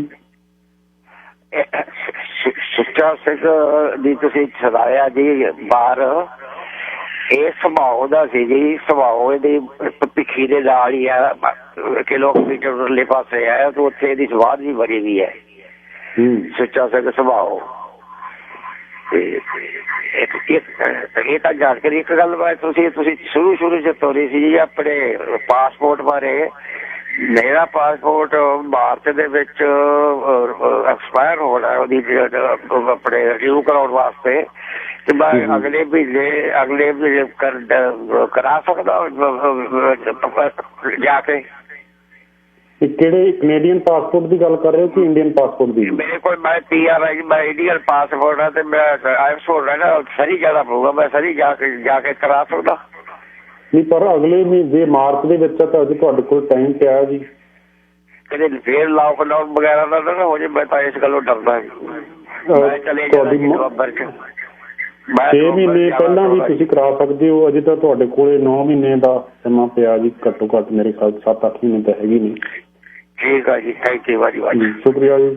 ਆਪਾਂ ਕੈਨੇਡੀਅਨ ਪਾਸਪੋਰਟ ਦੀ ਗੱਲ ਕੀਤੀ ਸੀ ਤੇ ਅੱਗੇ ਚੱਲ ਕੇ ਮੈਂ ਤੁਹਾਨੂੰ ਹੋਰ ਜਾਣਕਾਰੀ ਦਿਆਂਗਾ। ਜਾਣ ਵਾਲੇ ਮੁਸਾਫਰ ਨੇ ਉਹਨਾਂ ਲਈ ਨਵੇਂ ਨਿਯਮ ਐਲਾਨ ਹੋਏ ਨੇ। ਕਰਤਾਰ ਸਿੰਘ ਜੀ, ਸਵਾਗਤ ਹੈ ਜੀ। ਬਰਾੜ ਸਾਹਿਬ ਸਤਿ ਸ੍ਰੀ ਅਕਾਲ। ਸਤਿ ਸ੍ਰੀ ਅਕਾਲ ਜੀ। ਹਾਂਜੀ, ਮੈਂ ਤਾਂ ਸੱਚਾ ਨਿਗਾਹ ਦੀ ਗੱਲ ਕਰਨਾ ਚਾਹੁੰਦਾ ਹਾਂ। ਉਹ ਅੱਗੇ ਨਾ ਅਸੀਂ ਪਿੰਡਾਂ 'ਚ ਸੁਣੀਦਾ ਸੀ, ਕੋਈ ਲੜਾਈ ਹੋ ਪਏ, ਕੋਈ ਝੂਠਾ ਕੇਸ ਮੁਕੱਦਮਾ ਦਰਜ ਕਰਾ ਦੇਵੇ, ਉਹਤੇ 82 ਲੱਗਦੀ ਹੁੰਦੀ ਸੀ। ਇਹ ਹੁਣ 82 ਹੈਗਾ, ਖਤਮ ਹੋਇਆ ਪਿਆ। ਇਹਨਾਂ ਦੇ ਉੱਪਰ ਜਿਹੜਾ 376 ਦਾ ਪਿਆ ਸੀਗਾ ਜੀ, ਰੇਪ ਦੇ ਚਾਰਜ ਲੱਗੇ ਸੀ 376 ਮੂਰੇ ਦਾ ਮੈਨੂੰ ਪਤਾ ਨਹੀਂ, ਪਹਿਲਾਂ 84 ਦੇ ਵੀ ਲੱਗੇ ਸੀ ਐਕਸਟੋਰਸ਼ਨ ਦੇ। ਸਾਡੇ ਪਿੰਡ ਕਈ ਕੇਸ ਇਸ ਤਰ੍ਹਾਂ ਹੋਏ ਜਿਹਨਾਂ ਨੇ ਝੂਠੇ ਕੇਸ ਦਰਜ ਕਰਾਏ ਸੀ, ਉਹਨਾਂ ਦੇ ਦੁਬਾਰੇ ਉਹਨਾਂ ਦੇ ਕੇਸ ਪੈ ਗਏ ਸੀ। ਉਹ 420 ਦਾ ਕੇਸ ਵੀ ਇਹਦੇ ਤੇ ਪਿਆ ਸੀਗਾ ਜੀ। ਨਹੀਂ ਜੀ, 82 ਕਹਿੰਦੇ ਸੀ ਉਹਨੂੰ, ਇਹ ਨਹੀਂ ਮੈਨੂੰ ਪਤਾ ਕਾਨੂੰਨ ਦਾ। ਤੁਸੀਂ ਬੜੇ ਥੋੜੇ ਫਰਕ ਰਹਿ ਗਿਆ ਜੀ। 84 ਜੀ, ਸ਼ੁਕਰੀਆ ਜੀ। ਪਿੰਡਾਂ ਦੇ ਨਾ ਜੇ ਕਿਸੇ ਜ਼ਮੀਨ ਦਾ ਵੀ ਮੇਰੇ ਤੇ 82 ਨਾ ਲੱਗ ਜੇ ਜੀ, ਧੰਨਵਾਦ ਜੀ। ਹੁਣ ਕਦੇ ਸੁਣਿਆ ਹੀ ਨਹੀਂ 82। ਹੁਣ ਉਹ ਜਿਹੜੀ ਜਨਾਨੀ ਆ, ਉਹਨੇ ਕੇਸ ਸਭ ਕੁਝ ਦਿਖਾਇਆ ਸੀਗਾ, ਹੁਣ ਉਹ ਤੇ 82 ਲੱਗਣਾ ਚਾਹੀਦਾ ਸੀ। ਉਹ ਉੱਥੇ ਜੇ ਕੋਈ ਕਰੇ ਜੀ, ਕੋਈ ਅਗਲਾ ਕੋਈ ਇਹਦਾ ਨੋਟਿਸ ਲਵੇ ਤਾਂ ਫਿਰ ਹੋ ਸਕਦਾ, ਪਰ ਉੱਥੇ ਹੁਣ ਪੰਜਾਬ ਪੁਲਿਸ ਤੋਂ ਵੀ ਕਾਂਸਟੇਬਲ ਸੀਗੀ ਤੇ ਬਹਿਣੀ ਉੱਠਣੀ ਵੱਡੇ ਅਫਸਰਾਂ ਨਾਲ ਹੋ ਜਾਂਦੀ ਆ। ਆਪਾਂ ਕੀ ਲੈਣਾ? ਪਿੰਡਾਂ ਵਾਲੇ 45 ਵਾਲਾ ਜ਼ਮੀਨ ਤੇ ਰੌਲੇ ਵਾਲੀ ਜ਼ਮੀਨ ਤੇ 45 ਲੱਗਦੀ ਹੁੰਦੀ ਸੀ। ਜਾਂ ਕਿਸੇ ਦੇ ਲੜਾਈ ਹੋ ਜਾਣੀ, ਚੀਚੀ ਵੱਢ ਕੇ 26 ਬਣਾ ਦੇਣੀ, 26 ਬਣਾ ਦੇ ਭਾਈ। 302 307 ਇਹ ਸਾਰਿਆਂ ਨੂੰ ਯਾਦ ਨੇ। ਇਹਨਾਂ ਨਾਲ ਵਾਹ ਪੈਂਦੇ ਰਹੇ ਲੋਕਾਂ ਦੇ। ਰਾਜਦੀਪ ਸਿੰਘ ਜੀ, ਸਵਾਗਤ ਹੈ ਜੀ।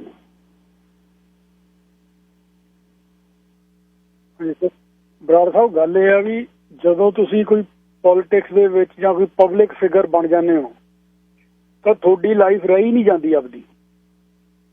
ਤੁਸੀਂ ਇੱਕ ਵਾਰੀ ਲਾਈਟ 'ਚ ਆ ਗਏ, ਕੈਮਰੇ ਮੂਹਰੇ ਆ ਗਏ, ਤੁਹਾਡੀ ਆਪਦੀ ਲਾਈਫ ਰਹੀ ਨਹੀਂ ਜਾਂਦੀ, ਦੂਜਿਆਂ ਦੇ ਮੁਤਾਬਕ ਚੱਲਣਾ ਪੈਂਦਾ। ਇੱਕ ਤਰ੍ਹਾਂ ਦਾ ਖਿਡੌਣਾ ਬਣ ਕੇ ਰਹਿ ਜਾਂਦਾ ਬੰਦਾ। ਜਿਹੜਾ ਮਰਜ਼ੀ ਕੋਈ ਵੀ ਐਲੀਗੇਸ਼ਨ ਲਾ ਦੇਵੇ, ਨਹੀਂ ਵੀ ਕੀਤਾ ਤਾਂ ਵੀ।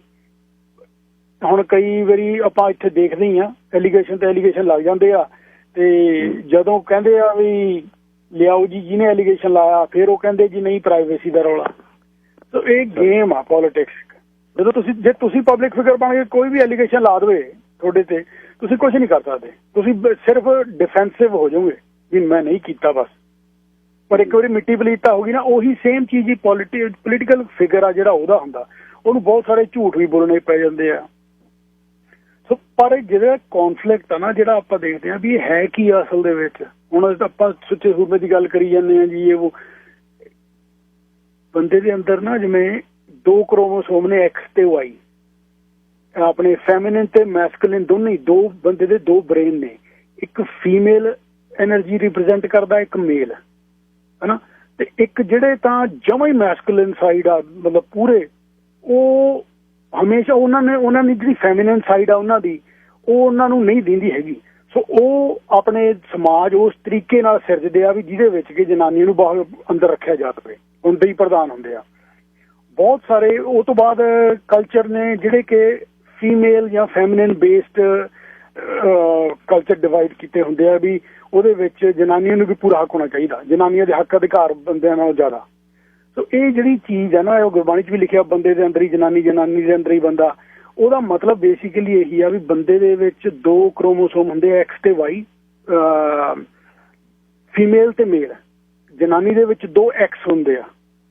ਜਿਹੜੀ ਆਪਾਂ ਕਈ ਵਾਰੀ ਹੁਣ ਬੱਚੇ ਦਾ ਮੁੰਡਾ ਜਾਂ ਕੁੜੀ ਹੋਣਾ ਉਹ ਨਿਰਧਾਰਤ ਕਰਦੇ ਜੀ ਦੋਨੇ ਜਿਹੜੇ ਕ੍ਰੋਮੋਸੋਮ ਤੁਸੀਂ ਗੱਲ ਕਰ। ਹਾਂਜੀ, ਉਹ ਕੱਲਾ ਸਰੀਰਿਕ ਨਹੀਂ, ਉਹ ਸਪਿਰਿਚੁਅਲ ਵੀ ਆ। ਆਪਣੇ ਜਿਹੜੇ ਬ੍ਰੇਨ ਆ, 2 ਤਰ੍ਹਾਂ ਦੀ ਉਹਨੇ ਆਪਣੀ ਬੋਡੀ ਆ ਨਾ ਜਿਹੜੀ, ਇਹ ਟਵਿਨ ਸਿਸਟਮ ਆ, ਇਹ ਡਬਲ ਸਿਸਟਮ ਆ, ਇਹ ਮੇਲ ਤੇ ਫੀਮੇਲ 2 ਟਾਈਪ ਦੀਆਂ ਐਨਰਜੀਆਂ ਨੂੰ ਰਨ ਕਰਦੀਆਂ ਬੋਡੀ ਨੂੰ। ਜਿਹੜੀ ਆਪਾਂ ਕਹਿੰਦੇ ਆ। ਵਧੀਆ ਜੀ, ਸ਼ੁਕਰੀਆ ਤੁਹਾਡਾ। ਹਰਦੀਪ ਸਿੰਘ ਜੀ। ਸਤਿ ਸ਼੍ਰੀ ਅਕਾਲ ਜੀ ਬਰਾੜ ਸਾਹਿਬ। ਅੱਜ ਦਾ ਮੈਨੂੰ ਕੋਈ ਵਿਸ਼ਾ ਸਮਝ ਨਹੀਂ ਲੱਗਿਆ ਵੀ ਅੱਜ ਦਾ ਆਪਣਾ ਵਿਸ਼ਾ ਕੀ ਆ। ਤੁਸੀਂ ਹੁਣ ਦੇਖੋ, ਹੋਰ ਪਾਸੇ ਧਿਆਨ ਹੋਣਾ ਜੀ ਤੁਹਾਡਾ। ਆਪਾਂ ਸਭ ਕੁਝ ਖੋਲ ਕੇ ਸਮਝਾਤਾ ਤੁਹਾਨੂੰ। ਨਹੀਂ, ਮੈਂ ਵੇਖੋ ਰੇਡੀਓ ਹੁਣੇ ਆਨ ਕੀਤਾ। ਮੈਂ ਤੁਹਾਨੂੰ ਪਤਾ ਝੂਠ ਨਹੀਂ ਬੋਲਦਾ ਹੁੰਦਾ, ਜੋ ਮਰਜ਼ੀ ਹੋ ਜਾਏ। ਝੂਠ ਬੋਲਣਾ ਚਾਹੀਦਾ ਹੀ ਨਹੀਂ ਜੀ, ਝੂਠ ਬੋਲਣਾ। ਹਾਂ, ਪਰ ਮੈਂ ਨਹੀਂ ਬੋਲਦਾ। ਵੈਸੇ ਤਾਂ ਕਹਿੰਦੇ ਦੁਨੀਆ 'ਚ ਸਭ ਤੋਂ ਵੱਡਾ ਝੂਠ ਇਹੋ ਹੀ ਆ ਵੀ ਜਿਹਨੂੰ ਜਿਹੜਾ ਬੰਦਾ ਕਹਿੰਦਾ ਮੈਂ ਝੂਠ ਨਹੀਂ ਬੋਲਦਾ, ਇਹ ਝੂਠ ਹੁੰਦਾ। ਪਰ ਵੇਖੋ ਵਾਹ ਲੱਗਦੀ ਨੂੰ ਨਹੀਂ ਬੋਲੀਦਾ, ਕਿਤੇ ਮਤਲਬ ਜਾਣੇ ਜਾੜੇ 'ਚ ਹੋ ਵੀ ਜਾਂਦਾ।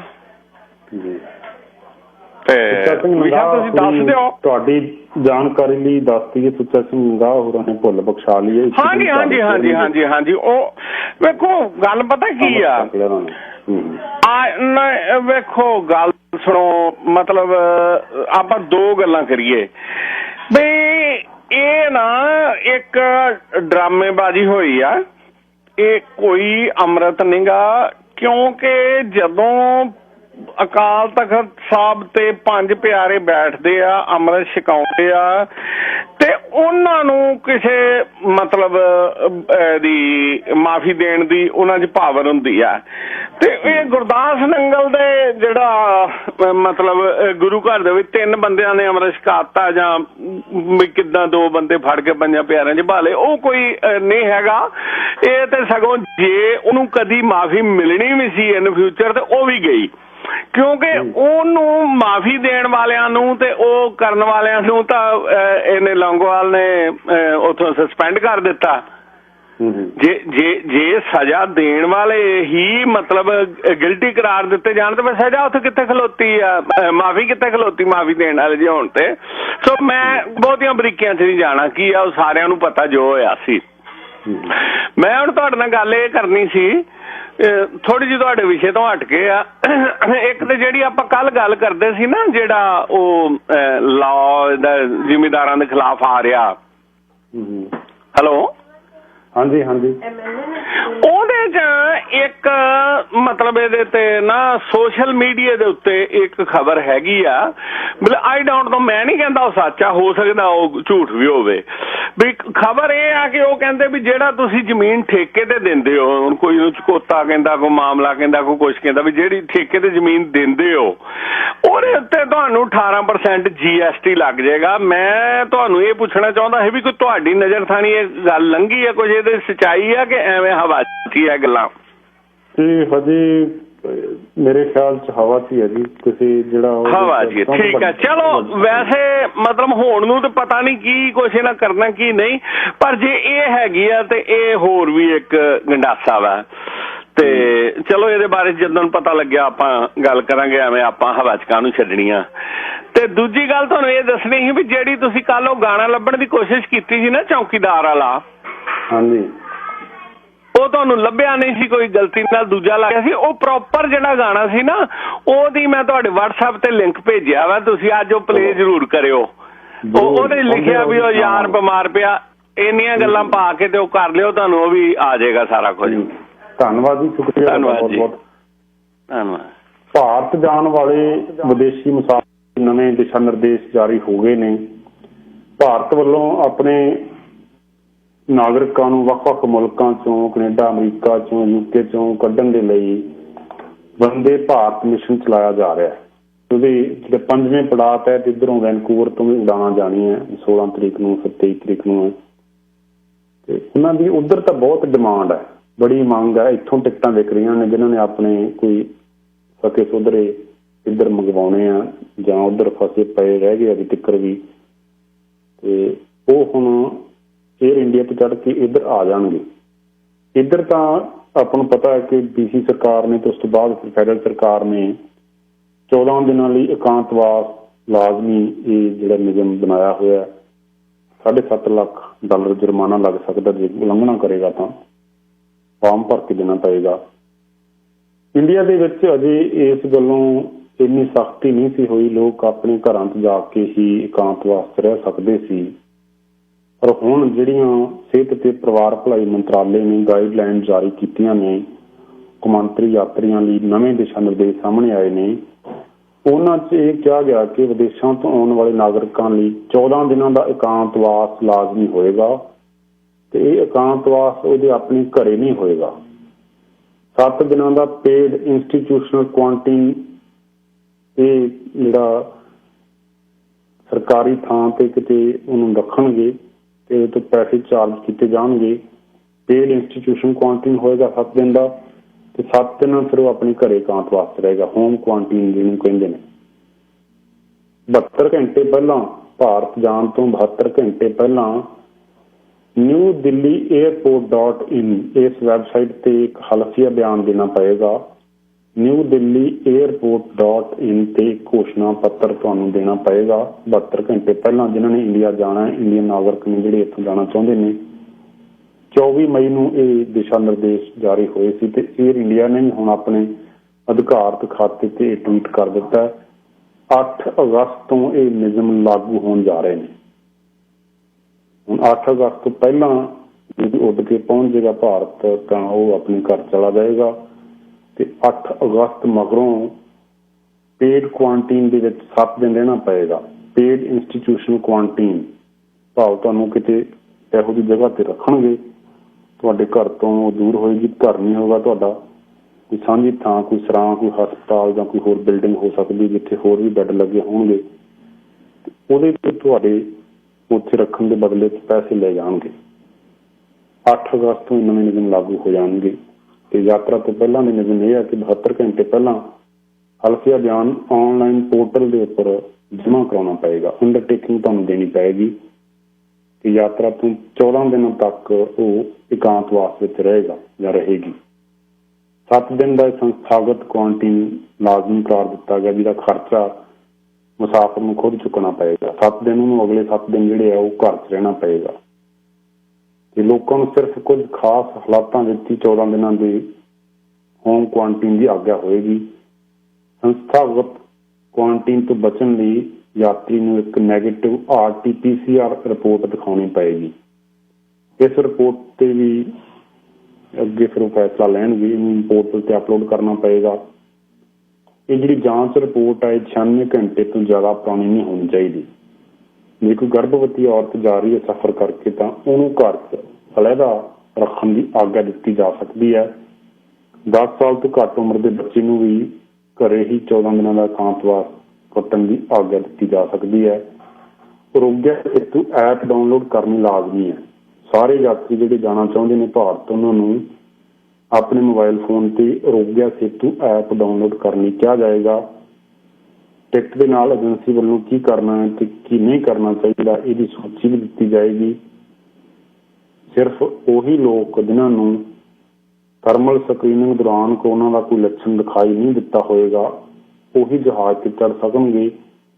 ਹਵਾਈ ਅੱਡੇ ਤੇ ਵੀ ਸਾਵਧਾਨੀਆਂ ਵਰਤੀਆਂ ਜਾਣਗੀਆਂ ਤੇ ਜਹਾਜ਼ 'ਚ ਬੈਠਣ ਵੇਲੇ ਵੀ, ਆਪਣੀ ਸੀਟ ਤੇ ਬੈਠਣ ਵੇਲੇ ਵੀ ਤੁਹਾਨੂੰ ਸਮਾਜਿਕ ਦੂਰੀ ਦੇ ਨਿਯਮਾਂ ਦੀ ਪਾਲਣਾ ਕਰਨੀ ਪਵੇਗੀ। ਤੁਸੀਂ ਖੰਘ ਨਹੀਂ ਸਕਦੇ, ਥੁੱਕ ਨਹੀਂ ਸੁੱਟ ਸਕਦੇ। ਥੁੱਕ ਸੁੱਟਣ ਦੀ ਤਾਂ ਪਹਿਲਾਂ ਵੀ ਮਨਾਹੀ ਹੈ। ਨਕਾਬ ਚੜਾ ਕੇ ਰੱਖਣਾ ਪਏਗਾ, ਇਹ ਲਾਜ਼ਮੀ ਹੈ ਸਾਰਾ ਕੁਛ। ਇੰਡੀਆ ਜਾਣ ਵਾਲੇ ਜਿਹੜੇ ਮੁਸਾਫਰ ਨੇ, ਭਾਰਤ ਸਰਕਾਰ ਵੱਲੋਂ ਇਹ ਨਵੇਂ ਦਿਸ਼ਾ ਨਿਰਦੇਸ਼ ਜਾਰੀ ਕੀਤੇ ਗਏ ਨੇ। ਟਿਕਟਾਂ ਇੱਥੇ ਵੀ ਵਿਕ ਰਹੀਆਂ ਨੇ, ਜਿਨ੍ਹਾਂ ਨੇ ਉੱਧਰੋਂ ਮੰਗਵਾਉਣੇ ਆਪਣੇ ਸਕੇ ਸੰਬੰਧੀ, ਉਹ ਵੀ ਇੱਥੋਂ ਦੀਆਂ ਜਿਹੜੀਆਂ ਟਿਕਟ ਵੇਚਣ ਵਾਲੀਆਂ ਏਜੰਸੀਆਂ ਨੇ ਉਹਨਾਂ ਨਾਲ ਗੱਲਬਾਤ ਕਰ ਸਕਦੇ ਨੇ, ਜਾਂ ਸਿੱਧਾ ਹੀ ਏਅਰ ਇੰਡੀਆ ਦੀ ਵੈਬਸਾਈਟ ਤੇ ਵੀ ਉਹ ਥੋੜਾ ਫਾੜੀ ਕਰਕੇ ਦੇਖ ਸਕਦੇ ਨੇ ਕਿ ਜੇ ਅਜੇ ਤੱਕ ਕੋਈ ਟਿਕਟ ਉਪਲਬਧ ਹੈ ਜਾਂ ਨਹੀਂ। ਅਕਾਲ ਤਖ਼ਤ ਸਾਹਿਬ ਦੇ ਜਥੇਦਾਰ ਨੂੰ ਰਾਮ ਜਨਮ ਭੂਮੀ ਜਿੱਥੇ ਮੰਦਿਰ ਦਾ ਨੀਂਹ ਪੱਥਰ ਰੱਖਿਆ ਜਾਣਾ, ਉੱਥੇ ਆਉਣ ਲਈ ਸੱਦਾ ਪੱਤਰ ਦਿੱਤਾ ਗਿਆ। ਹਿੰਦੀ 'ਚ ਲਿਖਿਆ ਗਿਆ ਸੱਦਾ ਪੱਤਰ ਹੈ। ਜਿਹਦੇ ਵਿੱਚ ਉਹਨਾਂ ਨੂੰ ਪੂਜਾ ਜਥੇਦਾਰ ਹਰਪ੍ਰੀਤ ਜੀ, ਕਾਰੋਬਾਰ ਜਥੇਦਾਰ ਅੰਮ੍ਰਿਤਸਰ, सादर चरण वंदन, परम आदरणीय महाराज श्री अयोध्या में आदरणीय प्रधानमंत्री श्री नरेंद्र भाई मोदी द्वारा 5 अगस्त 2020 को श्री राम जन्मभूमि मंदिर निर्माण का कार्य प्रारंभ किए जाने वाले ऐतिहासिक क्षण का आमंत्रण देते हुए हम अत्यंत हर्ष एवं उल्लास का अनुभव कर रहे हैं। सो ये RSS ਦੇ ਜਿਹੜੇ ਅੱਗੇ ਪੰਜਾਬ ਦੇ ਵਿੱਚ ਅਹੁਦੇਦਾਰ ਨੇ, ਸਿੱਖ ਸੰਗਤ ਦੇ, ਰਾਸ਼ਟਰੀ ਸਿੱਖ ਸੰਗਤ ਦੇ ਪੰਜਾਬ ਦੇ ਪ੍ਰਚਾਰਕ ਨੇ ਡਾਕਟਰ ਸੰਦੀਪ ਸਿੰਘ, ਉਹ ਅਕਾਲ ਤਖ਼ਤ ਸਾਹਿਬ ਪਹੁੰਚੇ ਨੇ ਤੇ ਗਿਆਨੀ ਹਰਪ੍ਰੀਤ ਸਿੰਘ ਦੀ ਗੈਰ ਹਾਜ਼ਰੀ 'ਚ ਉਹਨਾਂ ਦੇ ਦਫ਼ਤਰ 'ਚ ਮੌਜੂਦ ਇੱਕ ਅਧਿਕਾਰੀ ਨੂੰ ਇਹ ਸੱਦਾ ਪੱਤਰ ਦੇ ਦਿੱਤਾ ਗਿਆ, ਤੁਸੀਂ ਵੀ ਆਓ ਭਾਈ, ਬਾਕੀ ਸਾਰੇ ਵੀ ਆਉਣਗੇ।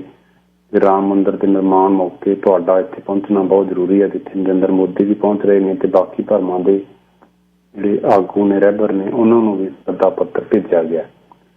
ਹੁਣ ਉਹਨਾਂ ਨੇ ਇਹ ਵੀ ਭਰੋਸਾ ਦਿੱਤਾ ਹੈ ਕਿ ਜਥੇਦਾਰ ਸਾਹਿਬ ਨੇ ਉਹਨਾਂ ਨੂੰ ਇਹ ਯਕੀਨ ਦਿਵਾਇਆ ਕਿ ਉੱਥੇ ਹੋ ਰਹੇ ਸਮਾਗਮਾਂ 'ਚ ਜ਼ਰੂਰ ਸ਼ਾਮਲ ਹੋਣਗੇ।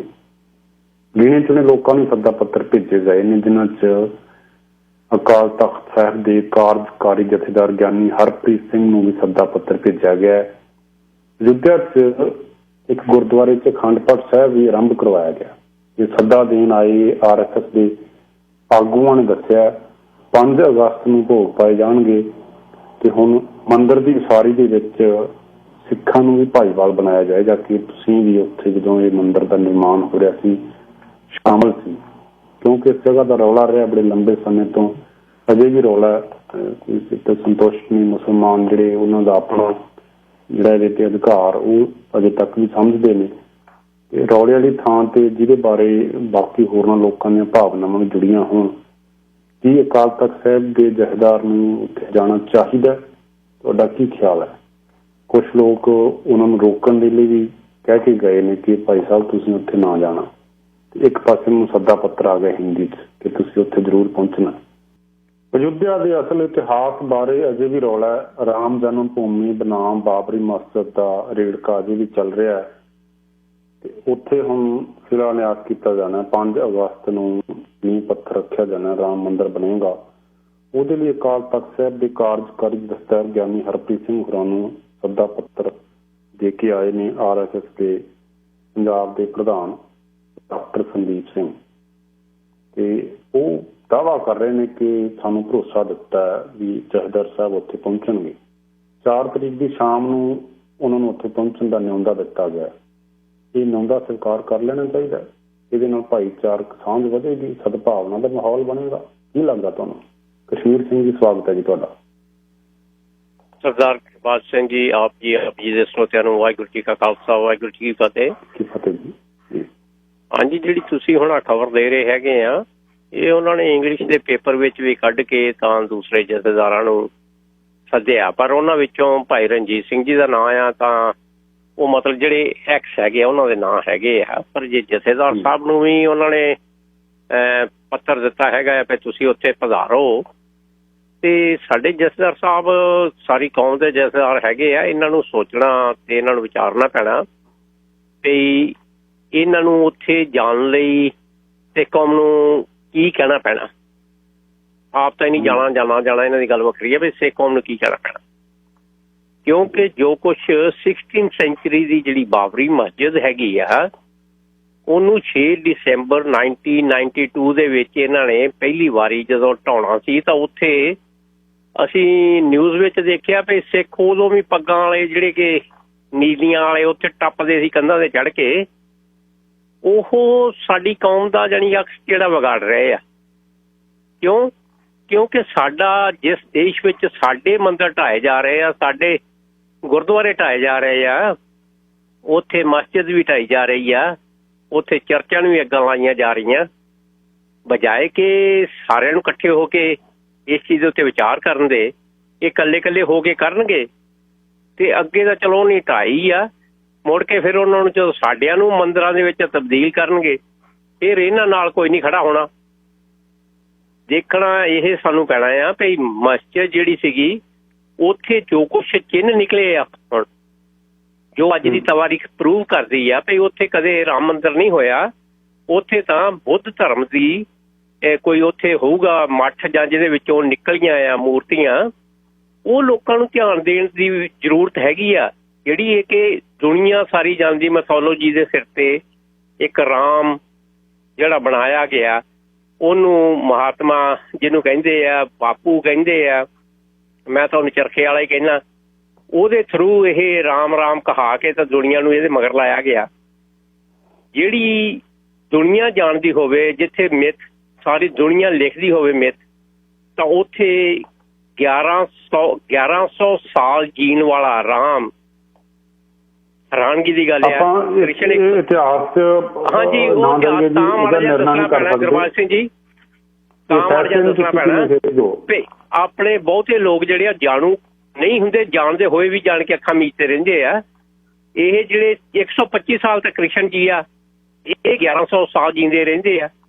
ਸੋ ਸਾਨੂੰ ਇਹਨਾਂ ਚੀਜ਼ਾਂ ਦੇ ਉੱਤੇ ਵਿਚਾਰ ਕਰਨੀ ਪਊਗੀ।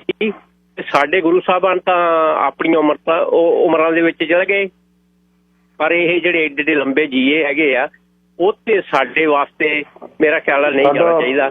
ਮਸਲਾ ਇੰਨਾ ਹੀ ਆ ਜੀ, ਰਾਮ ਜਨਮ ਭੂਮੀ ਦੇ ਇਤਿਹਾਸ ਨੂੰ ਖੋਲਣ ਦਾ ਆਪਣੇ ਕੋਲ ਸਮਾਂ ਨਹੀਂ ਹੈ। ਮੈਂ ਸਿਰਫ ਇਹਨਾਂ ਪੁੱਛਣਾ, ਬਾਕੀ ਦੇ ਕਲਰ ਜੋ ਧਿਆਨ ਧਰਨ ਕੇ ਜਥੇਦਾਰ ਸਾਹਿਬ ਨੂੰ ਕੀ ਫੈਸਲਾ ਲੈਣਾ। ਤੁਹਾਡਾ ਪੱਤਰ ਆ ਗਿਆ ਜੀ। ਮੁਕੰਦ ਸਿੰਘ ਜੀ, ਤੁਹਾਡਾ ਕੀ ਕਹਿਣਾ? ਸਤਿ ਸ੍ਰੀ ਅਕਾਲ ਜੀ। ਸਤਿ ਸ੍ਰੀ ਅਕਾਲ ਡਾਕਟਰ ਸਾਹਿਬ, ਬਿਲਕੁਲ ਠੀਕ ਹੈ। ਮੈਂ ਵੀ ਬਹੁਤ ਥੋੜਾ ਟਾਈਮ ਲੈਣਾ ਹੈ। ਇੱਕ ਤਾਂ ਮੈਂ ਇਹ ਕਹਿੰਦਾ ਕਿ ਜੇ ਸਧਾਰਨ ਹਾਲਤ ਦੇ ਵਿੱਚ ਮੰਦਿਰ ਬਣਦਾ ਹੁੰਦਾ ਤਾਂ ਜ਼ਰੂਰ ਕੋਈ ਜਾਵੜੇ, ਕੋਈ ਦੁੱਖ ਨਹੀਂ। ਸਾਡੇ ਹਰਿਮੰਦਰ ਸਾਹਿਬ ਦੀ ਨੀਂਹ ਵੀ ਇੱਕ ਸਾਈਂ ਮੀਆਂ ਮੀਰ ਤੋਂ ਰੱਖੀ ਗਈ ਸੀ। ਲੇਕਿਨ ਦੋ ਕੁਐਸਚਨ ਹੈ ਇਹਦੇ ਵਿੱਚ। ਇੱਕ ਤਾਂ ਇਹ ਹੈ ਕਿ ਭਾਵੇਂ ਮੈਂ ਇਤਿਹਾਸ ਨਹੀਂ ਜਾਣਦਾ ਕਿਵੇਂ ਬਣੀ ਮਸਜਿਦ, ਕਿਵੇਂ ਨਹੀਂ ਬਣੀ, ਲੇਕਿਨ ਇੱਕ ਬਣੀ ਹੋਈ ਧਾਰਮਿਕ ਜਗ੍ਹਾ ਨੂੰ ਢਾਹ ਕੇ ਤੇ ਦੂਜੇ ਧਰਮ ਬਣਾਉਣਾ, ਉੱਥੇ ਹਿੰਦੂ ਮੁਸਲਮਾਨਾਂ ਦੇ ਇਸ ਜੰਗ ਦੇ ਵਿੱਚ ਕਿਸੇ ਵੀ ਸਿੱਖਾਂ ਦੀਆਂ, ਮੈਂ ਤਾਂ ਕਹਿੰਦਾ ਇੱਕ ਬੰਦੇ ਨੂੰ ਵੀ ਸ਼ਾਮਲ ਨਹੀਂ ਹੋਣਾ ਚਾਹੀਦਾ। ਤੇ ਸਾਡੇ ਅਕਾਲ ਤਖ਼ਤ ਦੇ ਜਥੇਦਾਰ ਨੂੰ, ਤੇ ਫਿਰ ਅਸੀਂ ਕਿਹੜੇ ਮੂੰਹ ਨਾਲ ਕਹਾਂਗੇ ਜਿੱਦੇ ਅਕਾਲ ਤਖ਼ਤ ਢਾਇਆ ਸੀ, ਸਾਡਾ ਅਜੇ ਵੀ ਦਿਲ ਦੁਖਦਾ ਹੈ। ਸੋ ਮੈਂ ਤਾਂ ਇਹ ਕਹਿੰਦਾ ਕਿ ਕੋਈ ਵੀ ਧਾਰਮਿਕ ਸਥਾਨ ਢਾਇਆ ਜਾਂਦਾ ਹੈ ਤੇ ਉੱਥੇ ਕੋਈ ਨਵਾਂ ਦੂਜੇ ਧਰਮ ਦਾ ਸਥਾਨ ਬਣਾਇਆ ਜਾਂਦਾ ਹੈ, ਸਾਨੂੰ ਉਹਨੂੰ ਜੇ ਦਖਲ ਨਾ ਦਿੱਤੀ ਸੀ, ਲੇਕਿਨ ਸਾਨੂੰ ਉੱਥੇ ਜਾ ਕੇ ਉਹਦਾ ਸਵਾਗਤ ਨਹੀਂ ਕਰਨਾ ਚਾਹੀਦਾ ਤੇ ਉਹਦੇ ਵਿੱਚ ਸ਼ਾਮਲ ਨਹੀਂ ਹੋਣਾ ਚਾਹੀਦਾ। ਇਹਨੇ ਧੰਨਵਾਦ ਤੁਹਾਡਾ। ਧਿਰਬੰਦ ਤੋਂ ਬੇਲੋੜੇ ਵਿਵਾਦ ਪੈਣ ਤੋਂ ਗੁਰੇਜ਼ ਕਰਨ ਦਿੱਤੀ ਸਾਡੇ ਕਾਲਰ ਨੇ। ਸੁਰਜੀਤ ਸਿੰਘ ਜੀ, ਸਵਾਗਤ ਹੈ ਜੀ ਤੁਹਾਡਾ। ਹਾਂਜੀ ਬਰਾੜ ਸਾਹਿਬ ਜੀ, ਸਤਿ ਸ੍ਰੀ ਅਕਾਲ। ਸਤਿ ਸ੍ਰੀ ਅਕਾਲ ਬਰਾੜ ਸਾਹਿਬ। ਇਹ ਤਾਂ ਹੁਣ ਦੋ ਚਿੱਤੀ ਦਲ ਹੋ ਗਿਆ। ਇਹ ਤਾਂ ਹੁਣ ਇਸ ਚੀਜ਼ ਦਾ ਬਹਾਨਾ ਭਾਲਦੇ, ਜੇ ਨਹੀਂ ਜਾਂਦੇ ਤਾਂ ਵੀ ਮਾੜੀ ਗੱਲ ਹੈ, ਜੇ ਜਾਂਦੇ ਆ ਤਾਂ ਵੀ ਮਾੜੀ ਗੱਲ ਆ। ਸਾਡੇ ਵੀ ਗੁਰਦੁਆਰਾ ਸਾਹਿਬ ਇਹਨਾਂ ਨੇ ਢਾਏ ਆ। ਇੱਕ ਹਰਿਦੁਆਰ ਗੁਰਦੁਆਰਾ ਹੁੰਦਾ ਸੀ ਜੀ, ਛੋਟਾ ਜਿਹਾ, ਹਰਕੀਆਂ ਪੌੜੀਆਂ ਦੇ ਸਾਹਮਣੇ, ਉਹ ਵੀ ਮੈਂ ਸੁਣਿਆ ਵੀ ਉਹ ਵੀ ਢਾਹ ਦਿੱਤਾ। ਇਹਨਾਂ ਨੂੰ ਉੱਥੇ ਰੱਖਣਾ ਚਾਹੀਦਾ ਜੀ, ਜਾਂ ਤਾਂ ਜਾਣ ਤੋਂ ਪਹਿਲਾਂ ਜਾਂ ਮਗਰੋਂ, ਵੀ ਸਾਡੇ ਜਿਹੜੇ ਗੁਰਦੁਆਰਾ ਸਾਹਿਬ ਢਾਏ ਆ ਉਹ ਵੀ ਬਣਾਏ ਜਾਣ ਤੇ ਜਾਣ, ਜ਼ਰੂਰ ਜਾਣ। ਜੇ ਇੱਜ਼ਤ ਮਾਣ ਨਾਲ ਸਾਧਿਆ, ਪਰ ਦੁੱਖ ਤਾਂ ਆਉਂਦਾ, ਪਰ ਚਲੋ ਸੱਦਿਆ ਤਾਂ ਜਾਣਾ ਤਾਂ ਪੈਣਾ ਹੀ ਆ ਜੀ। ਸ਼ੁਕਰੀਆ ਜੀ, ਤੁਹਾਡੇ ਆਪਣੇ ਵਿਚਾਰ ਨੇ ਹਰ ਇੱਕ ਦੇ। ਸੈਮ, ਤੁਹਾਡਾ ਕੀ ਖਿਆਲ ਹੈ ਜੀ?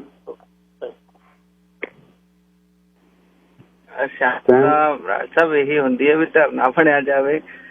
ਛੋਟਾ ਜਿਹਾ ਹੈਗੀ ਸਾਡੀ ਕੌਮ ਤੇ ਕਿਹਨੂੰ ਕਿਹਦੀ ਲੋੜ ਪੈ ਜਾਣੀ ਆ। ਪਰ ਇੱਕ ਗੱਲ ਨਾਲ ਮੈਂ ਜ਼ਰੂਰ ਗੱਲ ਕਰਦਾ, ਜਦੋਂ ਆਉਂਦੇ ਸੀ ਨਾ ਇਹ ਧਾੜਵੀ, ਇਹ ਢਾਉਂਦੇ ਹੁੰਦੇ ਸੀ ਸਾਰਾ ਅਫਗਾਨਿਸਤਾਨ ਢਾਹ ਕੇ। ਅੱਜ ਕੱਲ ਕਿੰਨੇ ਉੱਥੇ ਮਸਜਿਦ ਆ ਜਿਹਨਾਂ ਦੇ ਥੱਲੇ ਮੱਠ ਹੋਣੇ ਆ ਜਾਂ ਮੰਦਿਰ ਹੋਣੇ ਆ, ਕਿੰਨਾ ਕੁਛ ਸੀਗਾ। ਹਰਿਮੰਦਰ ਸਾਹਿਬ ਕਿੰਨੀ ਵਾਰ ਢਾਇਆ ਉਹਨਾਂ ਨੇ। ਸਾਡੀ ਹਿੰਮਤ ਸੀ ਬਣਾ ਲਈ, ਉਹਨਾਂ ਦੀ ਵਿਚਾਰਿਆਂ ਦੀ ਹਿੰਮਤ ਹੀ ਹੁਣ ਆਈ। ਦੇਸ਼ ਆਜ਼ਾਦ ਹੋਣ ਤੋਂ ਬਾਅਦ ਇਹਨਾਂ ਨੇ ਗੱਲ ਕੀਤੀ, ਪਹਿਲਾਂ ਤਾਂ ਰਾਜ ਹੀ ਤਕੜਿਆਂ ਦਾ ਰਿਹਾ, ਅਗਲੇ ਨੇ ਬਣਾ ਲਿਆ। ਹੁਣ ਜੇ ਪਹਿਲਾਂ ਢਾਇਆ ਗਿਆ ਸੀ, ਮੈਂ ਇਹ ਨੀ ਕਹਿੰਦਾ ਵੀ ਉਹਨਾਂ ਨੇ ਇੱਕ ਮਸਜਿਦ ਢਾਈ ਆ, ਪਹਿਲਾਂ ਮੰਦਿਰ ਢਾਊਗਾ, ਸਹੀ ਮਸਜਿਦ ਬਣੀ ਆ। ਹੁਣ ਜੇ ਏਦਾਂ ਦੇਖਿਆ ਜਾਵੇ ਫੇਰ ਤਾਂ ਵੀ ਰਾਈਟ ਬਣਦਾ ਉਹਨਾਂ ਦਾ ਵੀ, ਬਿਲਕੁਲ ਠੀਕ ਹੈ ਜੀ। ਸਾਰਿਆਂ ਨੂੰ ਸ਼ਿਲਾਨਿਆਸ ਉਸ ਦਿਨ ਕੀਤਾ ਜਾ ਰਿਹਾ, ਸ਼ਿਲਾਨਿਆਸ ਜਿੱਦਾਂ ਕਸ਼ਮੀਰ ਦਾ ਮਸਲਾ ਹੱਲ ਕੀਤਾ। ਧਾਰਾ 370 ਨੂੰ ਹਟਾਉਣ ਦੀ ਪਹਿਲੀ ਵਰ੍ਹੇਗੰਢ ਆ ਰਹੀ ਹੈ, 5 ਤਰੀਕ ਨੂੰ ਧਾਰਾ 370 ਹਟਾਉਣ ਦੀ ਪਹਿਲੀ ਵਰ੍ਹੇਗੰਢ ਆ। ਉਸੇ ਦਿਨ ਇਹ ਨੀਂਹ ਪੱਥਰ ਰੱਖਿਆ ਜਾਏਗਾ। ਹਰਦੀਪ ਸਿੰਘ ਜੀ, ਸਵਾਗਤ ਜੀ। ਵੇਖੋ ਜੀ, ਬਰਾੜ ਸਾਹਿਬ ਵੱਖੋ ਵੱਖ ਮਤਲਬ ਪ੍ਰਤੀਕਰਮ ਆਏ ਆ, ਤੇ ਆਪਣੇ ਲਾਸਟ ਵਾਲੇ ਕਲਰ ਜਿਹੜੇ ਸੈਮ ਜੀ ਆ, ਇਹਨਾਂ ਨੇ ਥੋੜਾ ਜਿਹਾ ਡਿਫਰੈਂਟ ਦਿੱਤਾ। ਮੈਂ ਇਹਨਾਂ ਨੂੰ ਮਾੜਾ ਜਿਹਾ ਕਲੈਰੀਫਾਈ ਕਰ ਦਿਆਂ ਵੀ ਜਿਵੇਂ ਇਹਨਾਂ ਨੇ ਕਿਹਾ ਕਿ ਦਰਬਾਰ ਸਾਹਿਬ ਢਾਇਆ ਸੀ ਤੇ ਅਸੀਂ ਬਣਾ ਲਿਆ ਹਿੰਮਤ ਨਾਲ, ਤੇ ਇਹਨਾਂ ਦੀ ਹੁਣ ਹਿੰਮਤ ਪਈ ਆ। ਪਰ ਇੱਥੇ ਇੱਕ ਗੱਲ ਇਹ ਮਿਸ ਕਰਦੇ ਪਏ ਵੀ ਦਰਬਾਰ ਸਾਹਿਬ ਦੀ ਥਾਂ ਹੀ ਦਰਬਾਰ ਸਾਹਿਬ ਬਣਾਇਆ। ਪਹਿਲਾਂ ਉਹਨਾਂ ਉੱਥੇ ਕੁਛ ਨਹੀਂ ਸੀ, ਜੋ ਸੀ ਉਹੀ ਬਣਾਇਆ। ਤੇ ਜਾਂ ਤੇ ਉੱਥੇ ਵੀ ਮਸਜਿਦ 2.5 ਮਸਜਿਦ ਬਣਦੀ ਤੇ ਫਿਰ ਤੇ ਉਹ ਠੀਕ ਸੀ, ਪਰ ਉੱਥੇ ਕਿਉਂਕਿ ਕੰਟਰੋਵਰਸ਼ੀਅਲ ਆ, ਇਸ ਕਰਕੇ ਫਸਟ ਆਫ ਆਲ ਵੀ ਰੌਲੇ ਵਾਲੀ ਗੱਲ ਆ ਤੇ ਜਥੇਦਾਰ ਸਾਹਿਬ ਨੂੰ ਜਾਣਾ ਨਹੀਂ ਚਾਹੀਦਾ, ਨੰਬਰ 1।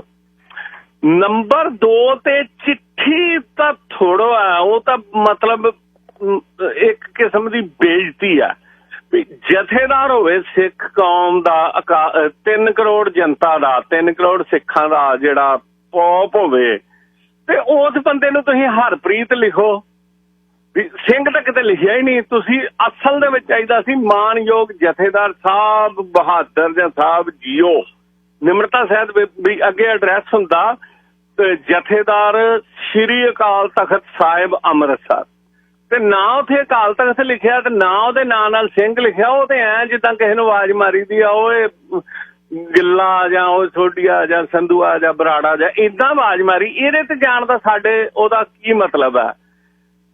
ਚਲੋ ਜੇ ਮੈਂ ਕਹਿੰਦਾ ਵੀ ਉਹ ਚਿੱਠੀ ਭੇਜ ਵੀ ਵਾਪਸੀ ਵੀ ਦੁਬਾਰਾ ਕਰੈਕਟ ਕਰਕੇ ਵੀ ਭੇਜ ਦੇਣ ਤੇ ਉਹਨਾਂ ਨੂੰ ਪੁੱਛਣ ਵੀ ਗਿਆਨ ਗੋਦੜੀ ਗੁਰਦੁਆਰਾ ਤੁਸੀਂ ਢਾਤਾ, ਉੱਥੇ ਜਿਹੜਾ ਆਪਣਾ ਡਾਂਗਮਾਰ ਗੁਰਦੁਆਰਾ ਈਸਟ ਦੇ ਵਿੱਚ ਤੁਸੀਂ ਢਾਤਾ, ਆ ਪਿਛਲੇ ਦਿਨਾਂ 'ਚ ਜਿੱਥੇ ਉੜੀਸਾ ਦੇ ਵਿੱਚ ਜਗਨਨਾਥਪੁਰੀ ਦੇ ਵਿੱਚ ਗੁਰੂ ਨਾਨਕ ਸਾਹਿਬ ਦਾ ਗੁਰਦੁਆਰਾ ਮੰਗੂ ਵਾਲਾ, ਉੱਥੇ ਤੁਸੀਂ ਢਾਤਾ, ਤੇ ਅਸੀਂ ਉੱਥੇ ਕੀ ਜਾਣਾ ਲੈਣ? ਤੇ ਇਸ ਕਰਕੇ ਮਤਲਬ ਇਹਨਾਂ 3 ਸ਼ਰਤਾਂ ਤੋਂ ਅਗਰ ਇਹ ਉਹਦਾ ਨਾਮ ਹੀ ਸਹੀ ਕਰ ਦਿੰਦੇ ਆ ਤੇ 3 ਗੁਰਦੁਆਰੇ ਬਹਾਲ ਕਰ ਦਿੰਦੇ ਆ, ਤੇ ਫਿਰ ਮੈਂ ਸਿਰਫ ਅਕਾਲ ਤਖਤ ਨੂੰ, ਮੈਂ ਸਾਰੀ ਸਿੱਖ ਕੌਮ ਨੂੰ ਕਹਿੰਦਾ ਵੀ ਜਾਓ ਉੱਥੇ। ਪਰ ਜਦੋਂ ਇੱਕ ਬੰਦੇ ਸਾਡੇ ਘਰ ਨੂੰ ਚੂਹੇ ਲੱਗੇ ਆ ਤੇ ਅਸੀਂ ਉੱਥੇ ਤੁਰੇ ਫਿਰੀਏ, ਦੈਟਸ ਨਾਟ ਗੁੱਡ। ਪਰ ਹੋਣਾ ਤਾਂ ਇਹ ਆ ਜੋ ਬਾਦਲ ਨੇ ਚਾਹੁਣਾ। ਧੰਨਵਾਦ ਜੀ। ਕੁਲਾਰ ਸਾਹਿਬ। ਬਰਾੜ ਸਾਹਿਬ ਜੀ, ਜੇ ਤਾਂ ਇਹਨਾਂ ਨੇ ਮੁਸਲਿਮ ਭਾਈਚਾਰੇ ਨੂੰ ਤੇ ਸਿੱਖ ਭਾਈਚਾਰੇ ਨੂੰ ਤੇ ਸਾਰੇ ਭਾਈਚਾਰਿਆਂ ਨੂੰ ਸੱਦਾ ਦਿੱਤਾ, ਫਿਰ ਤਾਂ ਜਥੇਦਾਰ ਸਾਹਿਬ ਨੂੰ ਜਾਣਾ ਚਾਹੀਦਾ। ਨਹੀਂ ਫਿਰ ਇਹ ਸਿੱਖਾਂ ਤੇ ਮੁਸਲਮਾਨਾਂ ਦਾ ਫਰਕ ਪਾਉਣਾ ਚਾਹੁੰਦੇ ਆਪਸ ਵਿੱਚ ਹੀ, ਫਿਰ ਇਹਨਾਂ ਨੂੰ ਬਿਲਕੁਲ ਨਹੀਂ ਜਾਣਾ ਚਾਹੀਦਾ। ਧੰਨਵਾਦ ਜੀ ਤੁਹਾਡਾ। ਅਮਰ ਜੀ ਸਵਾਗਤ ਜੀ। ਪ੍ਰੋਫੈਸਰ ਬਰਾੜ ਸਾਹਿਬ ਸਤਿ ਸ਼੍ਰੀ ਅਕਾਲ। ਸਤਿ ਸ਼੍ਰੀ ਅਕਾਲ। ਦੇਖੋ ਜੀ, ਜਥੇਦਾਰ ਸਾਹਿਬ ਨੂੰ ਬਿਲਕੁਲ ਨਹੀਂ ਜਾਣਾ ਚਾਹੀਦਾ ਇਸ ਮਸਲੇ ਦੇ ਉੱਤੇ, ਭਾਵੇਂ ਉਹਨਾਂ ਨੇ ਕਿਸੇ ਤਰੀਕੇ ਦੇ ਨਾਲ ਵੀ ਸੱਦਿਆ ਹੋਵੇ, ਕਿਉਂਕਿ ਜਿਹੜੀ ਆਪਣੇ ਉੱਥੇ ਇਸ ਟਾਈਮ ਤੇ ਉਸ ਜਗ੍ਹਾ ਨੂੰ ਢਾਹ ਕੇ ਤੇ ਮਸਜਿਦ ਬਣਾਈ ਆਪਣੇ ਮੰਦਰ ਬਣਾਇਆ ਜਾ ਰਿਹਾ, ਤੇ ਪਹਿਲੋਂ ਇਹ ਵੀ ਪਤਾ ਹੋਣਾ ਚਾਹੀਦਾ ਵੀ ਉੱਥੇ ਜਿਹੜੀਆਂ ਇਹਨਾਂ ਨੇ ਰਾਮ ਦੀਆਂ ਮੂਰਤੀਆਂ ਰੱਖੀਆਂ ਸੀ, ਉਹ ਵੀ ਮੇਰਾ ਖਿਆਲ 1945 'ਚ ਪਤਾ ਨਹੀਂ ਇਸ ਟਾਈਮ ਦੇ ਵਿੱਚ ਰੱਖੀਆਂ ਸੀ। ਇਹ ਗੇਮ ਖੇਲੀ ਜਾ ਰਹੀ ਆ। ਜਿੱਥੇ ਦੇਖੋ ਹੋਰ ਕੋਈ ਜਾਂਦਾ ਜੀ ਸਦਕੇ ਜਾਵੇ, ਆਪਣੇ ਅਕਾਲ ਤਖਤ ਸਾਹਿਬ ਦੇ ਜਥੇਦਾਰ ਨੂੰ ਬਿਲਕੁਲ ਨਹੀਂ ਉੱਥੇ ਜਾਣਾ ਚਾਹੀਦਾ। ਇੰਨਾ ਕਹਿਣਾ। Thank you. ਧੰਨਵਾਦ ਜੀ। ਜੋਗਾ ਸਿੰਘ ਜੀ ਸਵਾਗਤ ਹੈ ਜੀ। ਹੈਲੋ, ਸਤਿ ਸ਼੍ਰੀ ਅਕਾਲ ਜੀ। ਸਤਿ ਸ਼੍ਰੀ ਅਕਾਲ ਜੀ। ਬਰਾੜ ਸਾਹਿਬ ਜ਼ਰੂਰ ਜਾਣਾ ਚਾਹੀਦਾ ਜੀ ਜਥੇਦਾਰ ਅਕਾਲ ਤਖਤ ਸਾਹਿਬ ਜੀ, ਕਿਉਂਕਿ ਸਾਰੇ ਧਰਮਾਂ ਨੂੰ ਉਹਨਾਂ ਨੇ ਸੱਦਾ ਦਿੱਤਾ। ਗੁਰਬਾਣੀ ਵਿੱਚ ਗੁਰੂ ਨਾਨਕ ਦੇਵ ਨੇ ਬਾਬਰ ਨੂੰ ਜਾਵਰ ਆਖਿਆ ਤੇ ਉਹਨਾਂ ਨੇ ਬਾਬਰ ਦੇ ਨਾਂ ਤੇ ਬਾਬਰੀ ਮਸਜਿਦ ਖੜੀ ਕੀਤੀ ਹੈ। ਸਾਡਾ ਤਾਂ ਉਦਾਂ ਹੀ ਅਖਲਾਕੀ ਫਰਜ਼ ਹੀ ਬਣ ਜਾਂਦਾ ਵੀ ਬਾਬਰ ਦੇ ਨਾਂ ਤੇ ਬਣਿਆ ਹੋਇਆ ਕੋਈ ਵੀ ਧਾਰਮਿਕ ਸਥਾਨ ਹੈ ਜਿਹੜਾ ਕਿਸੇ ਦੂਸਰੇ ਧਾਰਮਿਕ ਸਥਾਨ ਨੂੰ ਢਾਹ ਕੇ ਜਿਹੜਾ ਬਣਾਇਆ ਗਿਆ ਹੋਵੇ। ਸਿੱਖਾਂ ਨੇ ਬੜਾ ਯੋਗਦਾਨ ਪਾਇਆ ਸੀ ਉਦੋਂ ਵੀ ਜਦੋਂ ਇਹ ਢਾਈ ਗਈ ਸੀਗੀ, ਤੇ ਹੁਣ ਵੀ ਜੇ ਉਹਨਾਂ ਨੇ ਸੱਦਾ ਪੱਤਰ ਭੇਜਿਆ ਹਿੰਦੂ ਸਿੱਖ ਏਕਤਾ ਨੂੰ ਮੁੱਖ ਰੱਖਦੇ ਹੋਏ ਸਾਰੇ ਧਰਮ ਜਾਣਗੇ ਉੱਥੇ, ਬੁੱਧੀ ਵੀ ਜਾਣਗੇ, ਜੈਨੀ ਵੀ ਜਾਣਗੇ, ਮੁਸਲਮਾਨ ਵੀ ਜਾਣਗੇ ਉੱਥੇ, ਹੈ ਨਾ। ਪਲੱਸ ਮੈਂ ਇੱਕ ਹੋਰ ਗੱਲ ਕਹਿਣੀ ਚਾਹਾਂਗਾ ਵੀ ਅਸੀਂ ਤਾਂ ਇੱਥੇ ਕੈਨੇਡਾ ਦੇ ਵਿੱਚ ਮਤਲਬ ਇੱਕ ਗੱਲ ਦੀ ਖੁਸ਼ੀ ਵੀ ਆ ਵੀ ਸਾਨੂੰ ਪਤਾ ਲੱਗ ਗਿਆ ਵੀ ਜਥੇਦਾਰ ਅਕਾਲ ਤਖਤ ਸਾਹਿਬ ਦੇ ਹੱਥ ਹੀ ਆ, ਕਿਉਂਕਿ ਸਰਬੱਤ ਖਾਲਸਾ ਪਿੱਛੇ ਜਿਹਾ ਹੋਇਆ ਸੀਗਾ, ਉਹਨਾਂ ਨੇ ਤਾਂ ਜਥੇਦਾਰ ਵੱਖਰੇ ਬਣਾਏ ਹੋਏ ਸੀਗੇ। ਇਹਨਾਂ ਨੂੰ ਕਹਿਣਾ ਤਾਂ ਉਹਨਾਂ ਨੂੰ ਚਾਹੀਦਾ ਵੀ ਨਾ ਜਾਣ ਹੋਵੇ ਨਾ, ਕਿਉਂਕਿ ਅਸੀਂ ਤਾਂ ਪਹਿਲਾਂ ਹੀ ਇੱਥੇ ਬਹੁਤ ਸਾਰੇ ਮੰਨਦੇ ਹਾਂ ਇੱਦਾਂ ਵੀ ਜਿਹੜਾ ਅਕਾਲ ਤਖਤ ਆ, ਬਾਦਲ ਸਾਹਿਬ ਆ, ਵੀ ਉਹ RSS ਦੇ ਥੱਲੇ ਆ, ਤੇ ਫਿਰ ਵੀ ਅਸੀਂ ਜੇ ਇਹ ਤਾਂ ਮੰਨਦੇ ਹਾਂ ਅਕਾਲ ਤਖਤ ਸਾਹਿਬ ਨੂੰ ਸਲਾਹਾਂ ਦਿੰਦੇ ਹਾਂ ਤੇ ਇੱਕ ਚੰਗਾ ਸਕਦੇ ਹਾਂ ਵੀ ਸਾਨੂੰ ਪਤਾ ਲੱਗ ਗਿਆ ਵੀ ਅਸਲੀ ਜਿਹੜੇ ਜਥੇਦਾਰ ਹੈਗੇ ਆ ਉਹ ਹਰਪ੍ਰੀਤ ਸਿੰਘ ਹੀ ਹੈਗੇ ਆ। ਧੰਨਵਾਦ। ਸ਼ੁਕਰੀਆ। ਧੰਨਵਾਦ ਜੀ। ਅਗਲੇ ਕਾਲਰ ਜਗਮੇਲ ਸਿੰਘ ਜੀ। ਜੀ ਪ੍ਰੋਫੈਸਰ ਸਾਹਿਬ, ਗੁਰਦੁਆਰਾ ਗਿਆਨ ਗੋਦੜੀ ਨੂੰ ਢਾਇਆ ਉੱਤਰਾਖੰਡ ਚੋਂ ਸਾਡੇ ਜਿਹੜੀ ਕਿਸਾਨੀ ਉਜਾੜੀ, ਗੁਜਰਾਤ ਵਿੱਚੋਂ ਕਿਸਾਨੀ ਉਜਾੜੀ, ਸ਼ਿਲਾਂਗ ਦੇ ਵਿੱਚੋਂ ਜੋ ਕੁਛ ਹੋਇਆ ਸਾਰਿਆਂ ਨੂੰ ਪਤਾ। ਮੰਗੂ ਮਠ ਦੀ ਗੱਲ, ਇਹ ਗੁਰਦੁਆਰਾ ਸਾਹਿਬ ਹੋਰ ਵੀ ਢਾਏ ਗਏ ਜਿਹੜੇ, ਉਹ ਦੁਬਾਰਾ ਬਣ ਨਹੀਂ ਦਿੱਤੇ ਗਏ।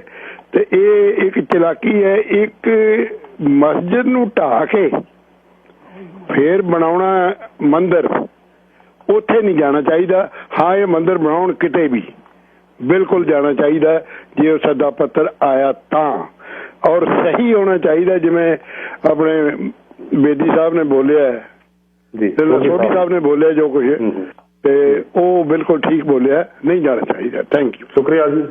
ਬਾਅਦ ਇੱਕ ਦੋ ਫੋਨ ਕਾਲਸ ਹੋਰ ਲੈ ਸਕਾਂਗੇ। ਸਾਰਿਆਂ ਦਾ ਧੰਨਵਾਦ। ਤੁਹਾਡੇ ਰਲਵੇਂ ਮਿਲਵੇਂ ਪ੍ਰਤੀਕਰਮ ਆ ਰਹੇ ਨੇ, ਆਪੋ ਆਪਣੀ ਤੁਹਾਡੀ ਆਵਾਜ਼ ਹੈ। 1:45 ਹੋਏ ਨੇ। ਆਪਾਂ ਵੱਧ ਤੋਂ ਵੱਧ ਜਿੰਨੇ ਵੀ ਕਾਲਰ ਹੋ ਸਕੇ ਉਹਨਾਂ ਦੀ ਰਾਏ ਜ਼ਰੂਰ ਲੈਣ ਦਾ ਯਤਨ ਕਰਾਂਗੇ। ਸਮਾਂ ਬੇਸ਼ੱਕ ਘੱਟ ਹੀ ਹੈ। ਗੁਰਦੇਵ ਸਿੰਘ ਜੀ, ਸਵਾਗਤ ਹੈ ਜੀ ਤੁਹਾਡਾ। ਸਤਿ ਸ੍ਰੀ ਅਕਾਲ। ਸਤਿ ਸ੍ਰੀ ਅਕਾਲ ਜੀ। ਬਰਾੜ ਸਾਹਿਬ, ਇਹ ਜਿਹੜਾ ਇਹ ਇੱਕ ਬੜੀ ਸਾਜ਼ਿਸ਼ ਅਧੀਨ ਹੋ ਰਿਹਾ ਹੈ। ਜਿਹੜੇ ਗੁਰਸਿੱਖ ਹੈ ਇਹਨਾਂ ਨੂੰ ਬਿਲਕੁਲ ਵੀ ਨਹੀਂ ਜਾਣਾ ਚਾਹੀਦਾ। ਸਾਡੇ ਲਈ, ਸਾਡੇ ਤਾਂ ਗੁਰੂ ਨੇ ਕਿਹਾ ਨਾ ਹਿੰਦੂ ਨਾ ਮੁਸਲਮਾਨ, ਔਰ ਇਹ ਤਾਂ ਜਿੱਦਾਂ ਤੁਹਾਡੇ ਬਹੁਤ ਪਹਿਲੇ ਸਾਰੇ ਬਹੁਤ ਕਾਲਰ ਕਹਿ ਕੇ ਗਏ ਆ, ਜੇ ਤੋੜ ਕੇ ਇੱਕ ਧਰਮ ਦਾ ਧਾਰਮਿਕ ਸਥਾਨ ਤੋੜ ਕੇ ਦੂਸਰੇ ਧਰਮ ਬਣਾਇਆ ਜਾ ਰਿਹਾ, ਤੇ ਮੁਗਲਾਂ ਚਾਰ ਇਹਨਾਂ 'ਚ ਕੀ ਫਰਕ ਹੈ? ਜੇ ਅਸੀਂ ਉਹਨਾਂ ਨੂੰ ਕਹਿੰਦੇ ਉਹਨਾਂ ਨੇ ਬਾਬਰੀ ਮਸਜਿਦ ਬਣਾਈ ਆ ਕੁਛ ਕਰਕੇ, ਤਾਂ ਇਹਨਾਂ ਨੇ ਕਿਆ ਕੀਤਾ? What is the difference between Hindu and ਮੁਸਲਮਾਨ?